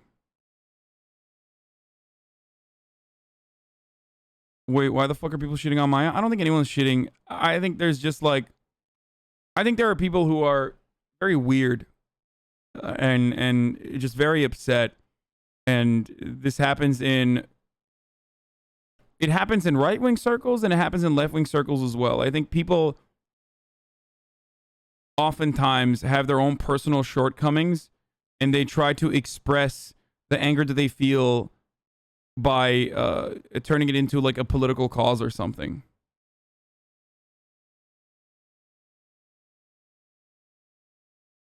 Her friends are ultimately supporting her goals. I hate the cynicism in the chat that continues to presume the worst out of everyone. Yeah. It literally has nothing to do with politics. No, there's always politics. I think this is ultimately a very good thing. I personally was fucking shocked to find out that streamers can drop 53K, or specifically Ludwig. Like I was actually shocked that he could just drop $53,000, even if it's for content, while also simultaneously for a good cause, for charity. Like that is.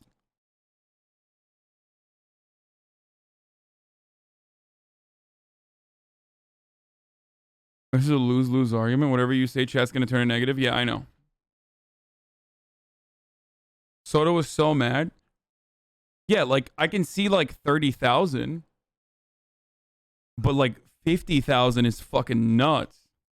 He was rationalizing that he could get. Yeah, I made that joke last night. I was like, this motherfucker's gonna do 6 10-minute videos with Shroud. Okay, like that's because Ludwig is like that. He's got fucking permanent content brain.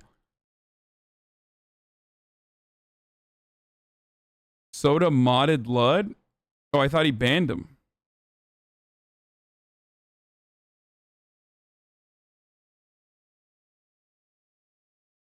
A lot of big streamers and big YouTubers were rich before they started making content. You make like $1 million a month.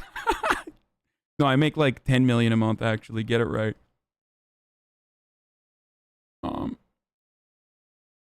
I don't think it's lame because of the tax evasion. I think that some of the prizes were really cool and the streamers buying it to keep others buying it kept others from getting it. Although only rich people were getting anything regardless. Guys, it's a fundraiser for fucking charity. I don't think it was supposed to be like actual fans buying Soda's shovel. at a reasonable price. Like, that wasn't going to happen.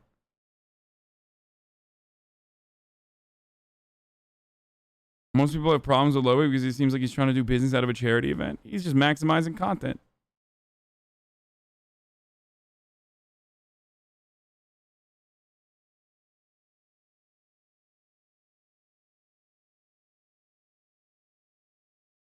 So,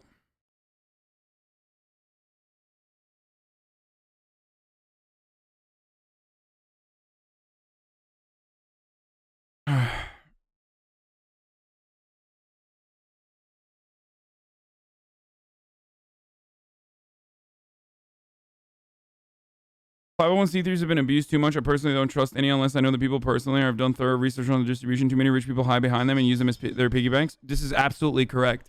There is definitely a scam in the non-profit world for sure. People absolutely abuse 501c3s.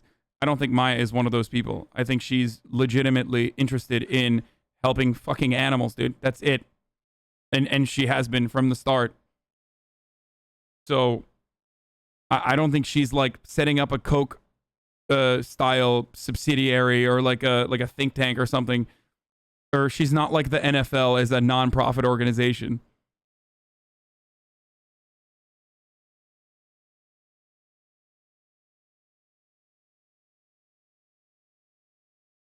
Who donated $53K and gets criticized for trying to make content out of it? What?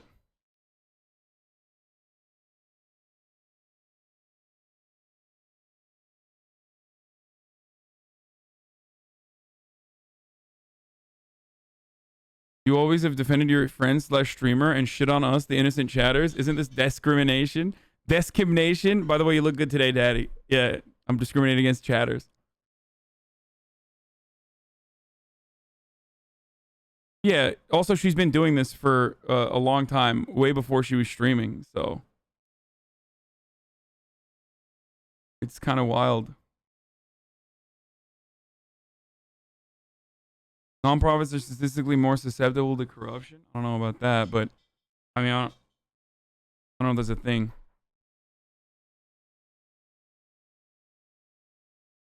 Like I said, guys, I want to understand. Lud did get content out of it. Yeah, no, that's true. He certainly, that was certainly an element. It's a win-win for him. It's like a Mr. Beast style win-win. And what do I always say about Mr. Beast?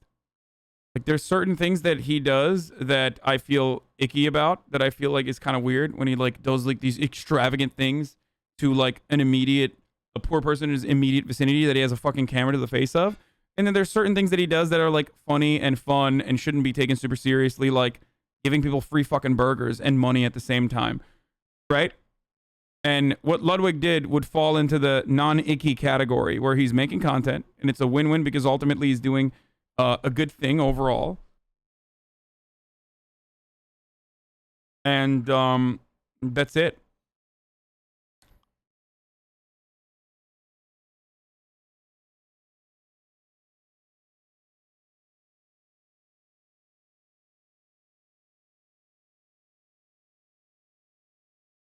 What?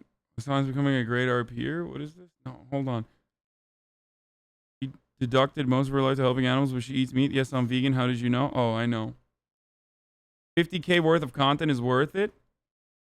I mean, like, he gets content out of it in the form of like having a big stream where he says, I'm gonna fucking buy Shroud.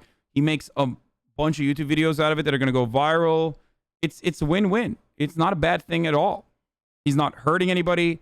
He's not doing something that is like disingenuous. Ludwig doesn't even fucking present himself as someone who's like, oh, I'm doing this exclusively for the fucking animals. You know what I mean? That's the funny part about it. Like, the motherfucker's his brand is literally called Mogul Moves, guys. He's not fucking lying. He's not hiding anything. He's just like straight up in your face like, yeah, this is great fucking content and it's a win-win. I don't know why people would get upset about it. He's not saying it. He's not literally, he literally is making fun of soda for being poor over here. And you guys are looking for reason to be upset about it.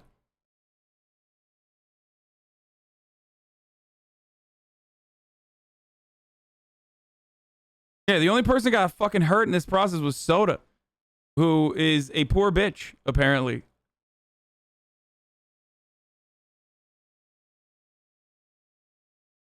If your motivations are self-serving, what good is it? Don't get me fucking started on this take. Of course it's self-serving. It's always self-serving.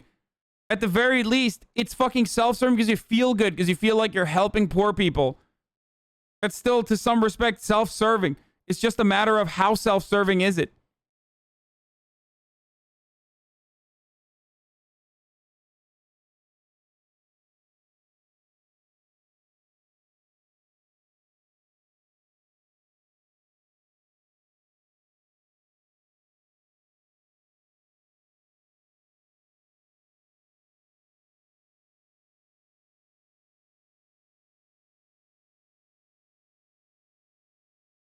Anyway, we're moving on from this.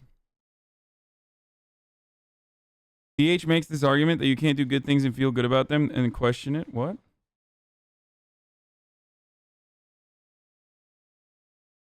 No, I'm calling Soda a poor bitch. No, I'm just kidding. I mean, it's that's a meme too, by the way. All of that is a fucking meme. It's funny as well. Ludwig buys 1 hour of Shroud from Maya's charity for 53K. Here's the moment. Going twice. Ludwig with $53,000 for an hour with Shroud. No, he's seriously poor. I'm actually kind of surprised. I thought Soda would be. I mean, I guess it's because he literally, he literally does not care to make money, and he will he'll like do. Yeah, it's a meme. I know it's a meme. But no, there's no way he's not fucking poor. He's literally wealthy as fuck. He just doesn't do like sponsorship deals and a lot of stuff that you could do to make more money on Twitch. He's not fucking poor, but he's not as wealthy as I thought he would be. I thought he was like fucking Shroud wealthy, where he could just drop 100K easy.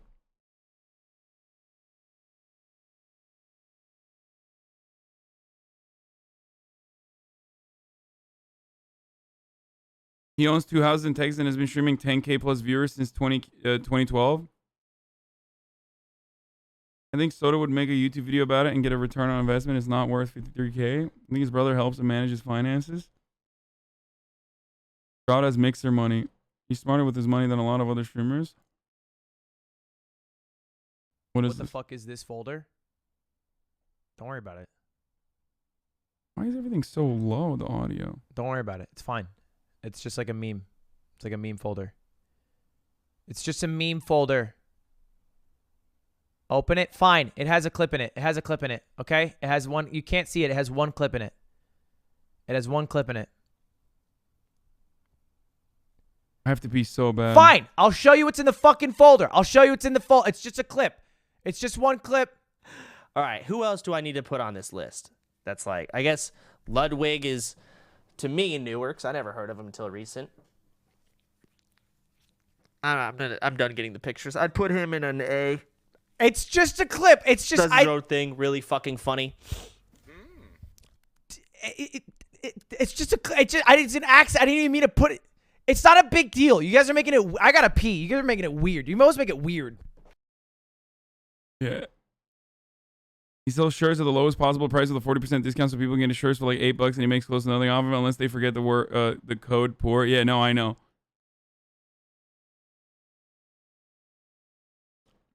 A lot of this stuff that both Lud and even Soda does, like, I just can't get away with doing. I would never be able to do that. If I did, because I would love for everyone to have my fucking shirts, but if I were to sell shirts with like at an $8 price point, well, it would never be able to get. I would never be able to do that with fucking union-made American shirts, is what I'm saying. Like, it would be drop shipping Chinese companies that you guys get t-shirts from, and then everyone would fucking kill me.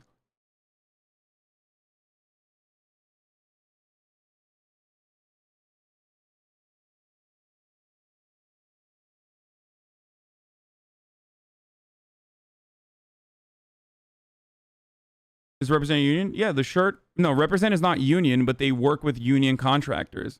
And the reason why it was like $26 fucking was because it was union made, an American made product. That was the reason. And that's why it was so limited too. That's why we couldn't do like fucking long sleeves and stuff like that. When you go to union manufacturers for a lot of these larger companies that are basically turnkey, and I'm working on another thing right now, and it's really high quality. You can't buy it anymore, so I don't give a shit. I'm not like trying to sell it to you. But yeah, that's where it comes from. That's why it's expensive. But I think it's worth it.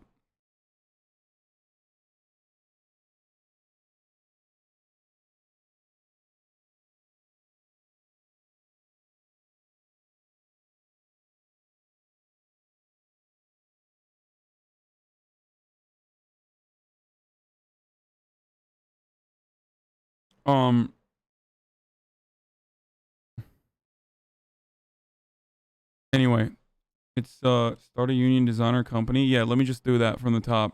Shroud. Okay, I'm gonna go pee after this. Probably just DM him, but that's not the point. Going 3 times. That's it. Sold. Sold to Ludwig for 50. Going twice. What's the lore behind this emote? I have no idea. Maya thanks everyone for her charity event. And if Twitlonger Soda gets roasted by both Misgive and Ludwig in less than a minute. Yeah, that poor bitch. Don't. Oh my god. Okay, I gotta pee while this plays. Are you fucking stupid? Are you some form of fucking dumb as dirt? Oh, look at him fucking smirk. He damn well knows the stupid words coming out of his mouth make zero goddamn sense. $35,000 fucking dollars, mother bitch. You're not even fucking donating your own goddamn shit. I don't fucking. Oh, now I'm.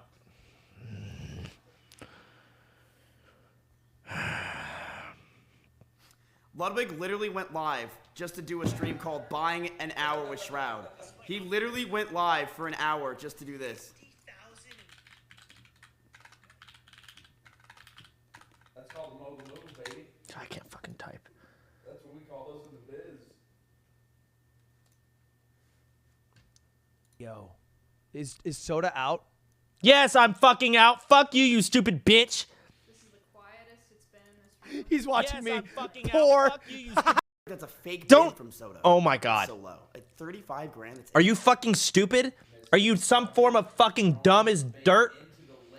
Oh, look at him fucking smirk. He damn well knows the stupid words coming out of his mouth make zero goddamn sense. $35,000 fucking dollars, mother bitch. You're not even fucking donating your own goddamn shit. I don't fucking. Oh, now I'm.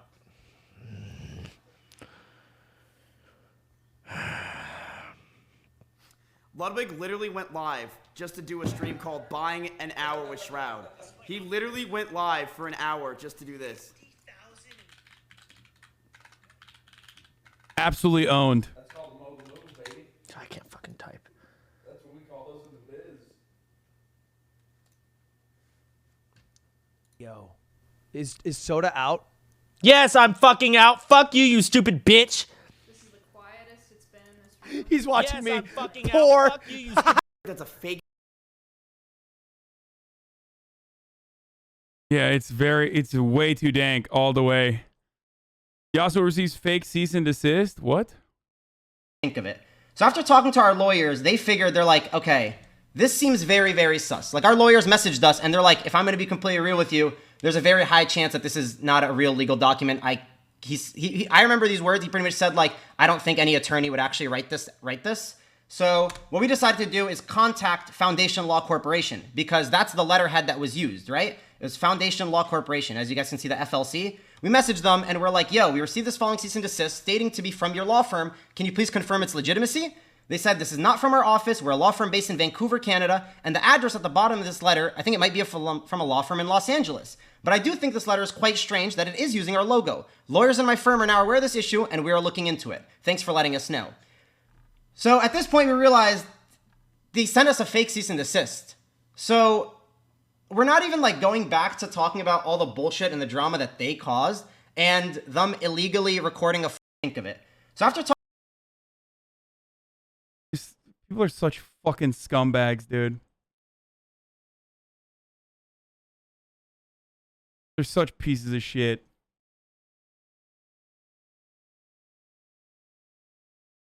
Also, Yasuo's Yasuo's had a fucking Chad transformation over. Who's his ex-girlfriend? Wait, really? Do you know the context? I don't understand. No, I don't even know what the context is. This shit happens all the time, though. It's like fucking fake DMCA claims and stuff. Miskiv auctioning off the Hasan Trump cutout. $700. Do we hear $700? Do we hear $1,000? Fuck it, 10 grand. Do we hear $10,000? Let's go crazy. It's Hasan. He's so hot. He's so hot. $10,000 for Hasan. Wow. Oh my God, every girl's donating. These are all women. Oh, he's so hot and handsome. Oh, wow, he's so pretty. I love him. Oh, $3,000 for Hasan. He's so sexy. Oh my God, he's so handsome. Did I mention he's hot? Vegito with $1,000. I should have just fucking donated myself. I should just drop 10 bills and kept it. Vegito wanting $1,000 right now. We got a Vegito $700. It went for I think $1,600. Didn't get up to 10K though. No, it went for like $1,600, and people were telling me it was good. And then I saw all of the other fucking $1,650, and then I saw all of the other people and how much their shit went for, and I'm like, fuck.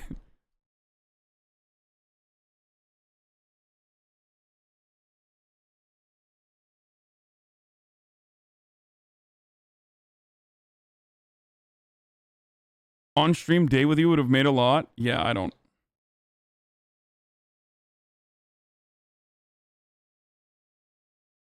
People were still getting warmed up. Yeah, 1650 was good at the time, but Miss keeps it real with Maya. Okay. Can you do it? I'm trying my best. Maya, I'm gonna be real with you. I think it looked good. Hold on. You gotta use a strap on from now on. It's just not gonna work. You gotta use it. Wait, why? Okay. Can you do it? I'm trying.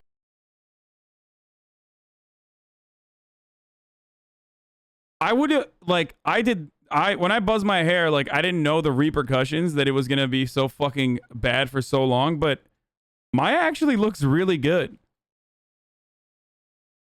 You got lucky there for sure. We know you were playing and you didn't need to be there, but it wouldn't have, but it would have been more if you were there. Yeah, I should have.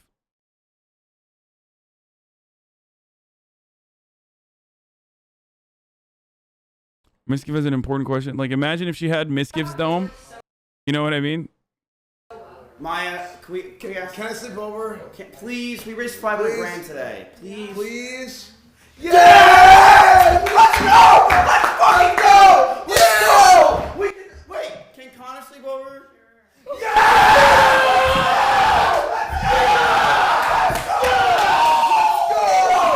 Dude, let's go watch The Incredibles!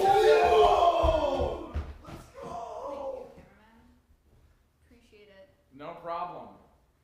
First impressions of being bald? It's not that bad, honestly. Wait, I have to go home. My mom didn't give me my medicine in my baggie. There. What a fucking loser!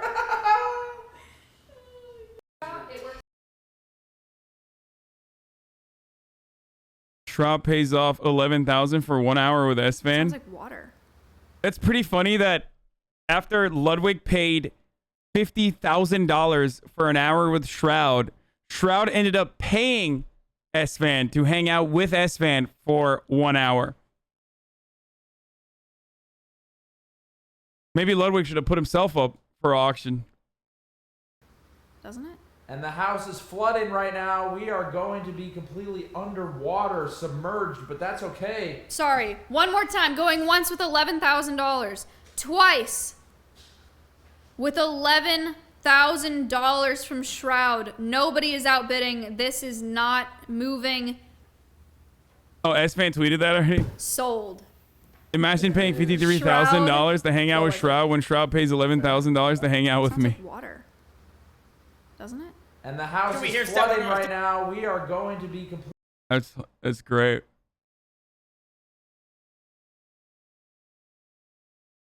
Look on Maya's face. The synergy with all the boys is comedy gold.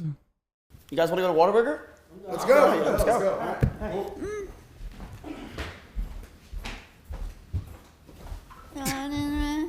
Of course that way. Liar. Wait, no, it's that way. Oh, right. Of course. Oh, I don't like the way that it feels. Hey, not my wall. It's that wall.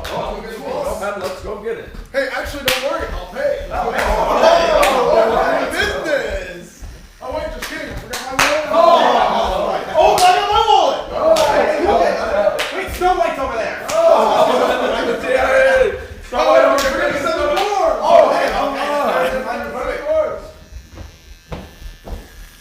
thought I would be here. What are we close? Oh. It's 24 hours! You guys want to go to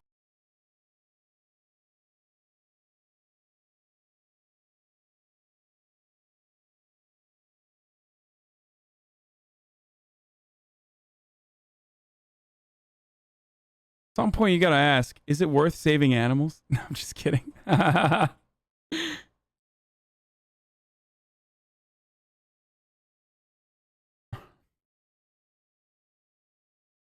Forcing a mommy get airstrike. And when you're talking about robbing the houses, you're like, oh my god!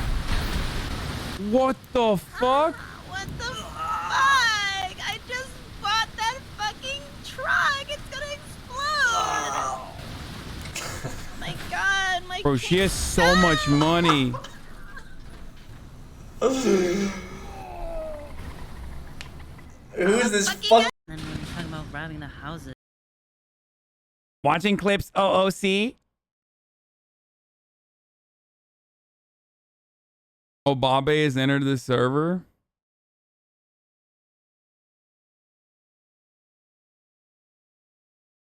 Bussy. Twitch has updated the quick actions that allow streamers to run up 600 seconds of ads, 10 minutes. The previous max was 180, 3 minutes. Haha, boys, get excited. No, this actually is, I mean, I don't know if other fucking streamers will abuse it in whatever way they want to, in which case, like, their audience will fucking freak out and probably not watch them. But this is kind of good because this way, at the end of your... Should I even be talking about this? You know how sometimes there's just more ads at the end of the stream? Which allows there to be less ads in the middle of the stream, or sometimes you miss an ad. Think about it. You understand what I'm trying to say? It's like... It's like that. For me, at least. Well, it's not... You can't do that. Like, otherwise I would fucking run 3 minutes of ads every 3 hours, but that would be terrible. I think that 3 minutes of ads in an hour is like... That's actually content disrupting. 1 minute of ads every hour is not, in my opinion. Other people do it differently, but... And they would not let you fucking run 10 minutes of ads after a 10-hour stream and then, you know, be done with it. That would never happen. Like, they would be like, yeah, fuck off. You're violating your contract. And also, if you don't play the ads, ads autoplay anyway.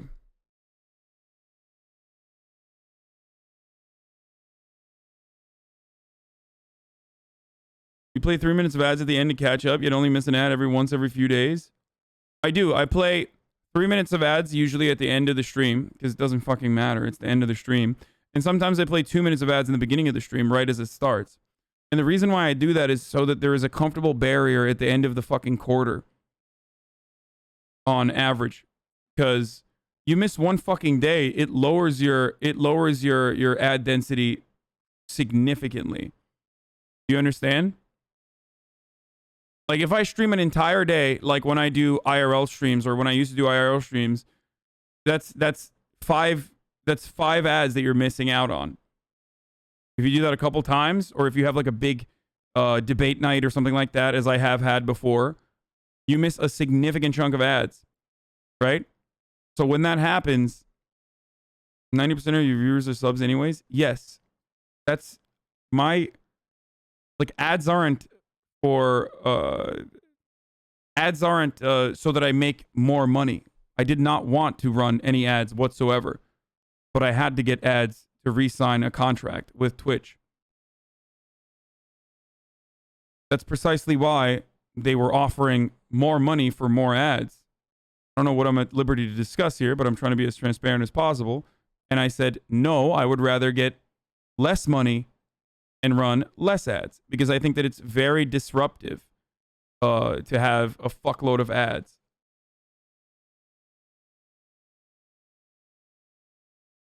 I like that people act like they know more than me, the streamer. False. You signed double contracts to get ads, says Sage Lotus with 403 followers.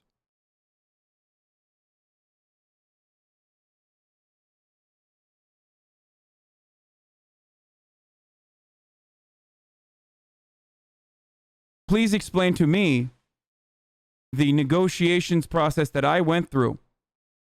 Go on.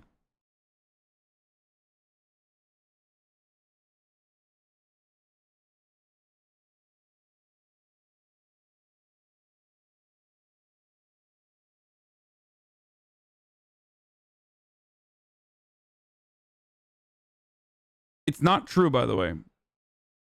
The double follower shaming, dude. No, the point I'm making is that even if he was an affiliate streamer, which he probably isn't, or even a partnered streamer, the contract situation that we are subjected to is entirely different, and he has no fucking clue what he's talking about. So he perhaps shouldn't act like he knows what he's talking about in my situation.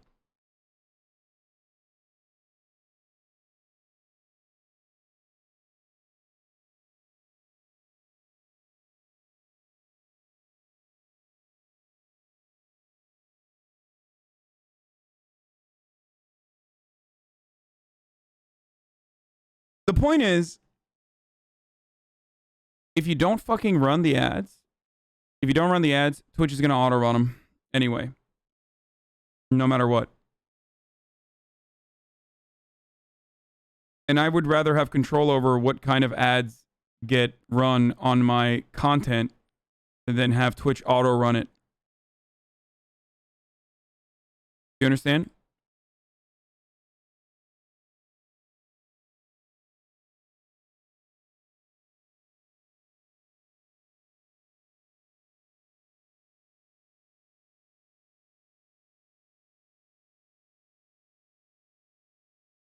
Do all the streamers, do all the big streamers have to sign contracts? I don't know. I don't know how. Shroud said you should negotiate for more money XD in one of his roast streams. Probably. I don't know.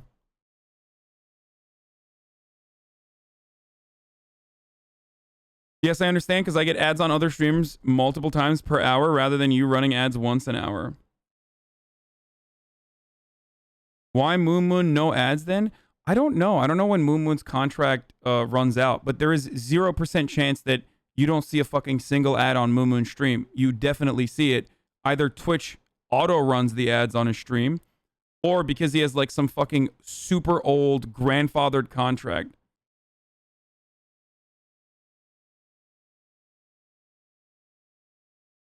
You know what I mean?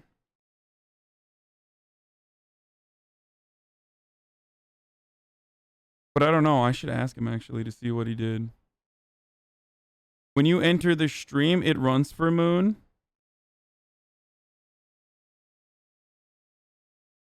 There's a streamer with a lifetime $3 sub because he got it really long time ago. Yeah, there's like a lot of super old grandfathered in contracts for a lot of older streamers. If you had like a Justin TV contract or something, you might have it. Some streamers would rather take a pay cut than ads. No, it's not about... Yeah, I'm one of the fucking streamers. But there will always be ads, no matter what. Either Amazon will run them for you, or you will run them on your own. I went with the lowest amount of ads that I can run without triggering like additional ads on top of that.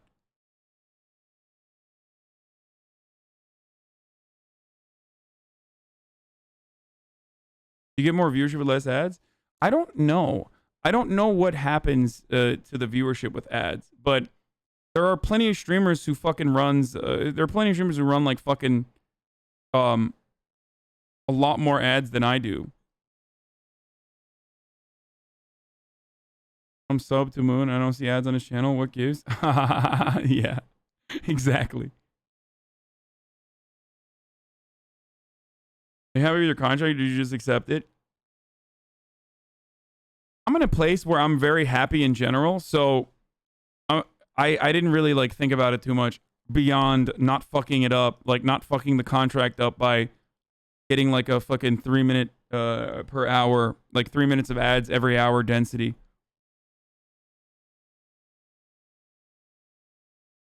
And the people who are saying you didn't have to sign the contract, they're just fucking stupid. So I don't know how else to describe. I don't know how else to have a conversation with stupid people like that.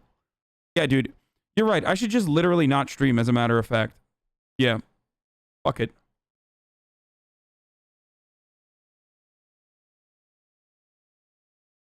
Yeah, you're right.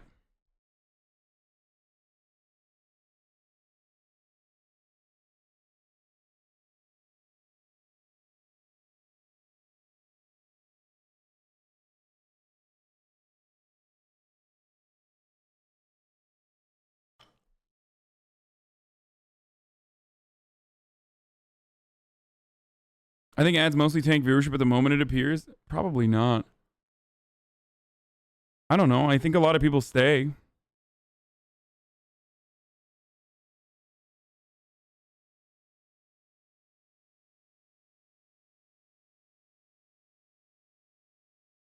What's more annoying than the ad are the reviewers that celebrate ad time. Are these people supposed to be anti-capitalist? Cap? Well, yeah. This is a collaborative relationship. Okay. It's time, boys. Not okay, buddy. But it's actually fucking time to assume the motherfucking role over here, you know? Hey, boys. It's time to go back to the fucking life of crime. You understand me?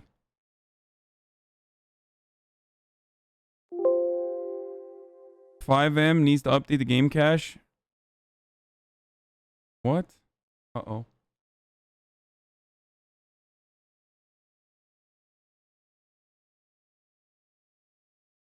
Down goes the view count, lol. Okay, well, you're no longer... 5M needs a restart? Okay, let's do it. You no longer have to be in the chat, my friend.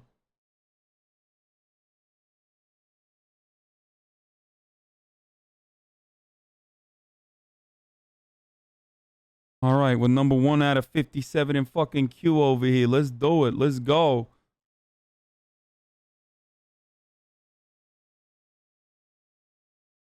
Oh, Buddha got his rust skin? Good.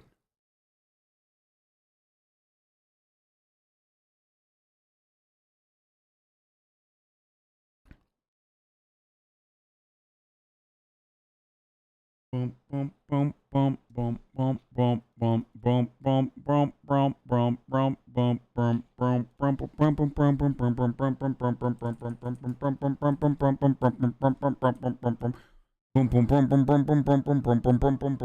bum bum bum bum bum bum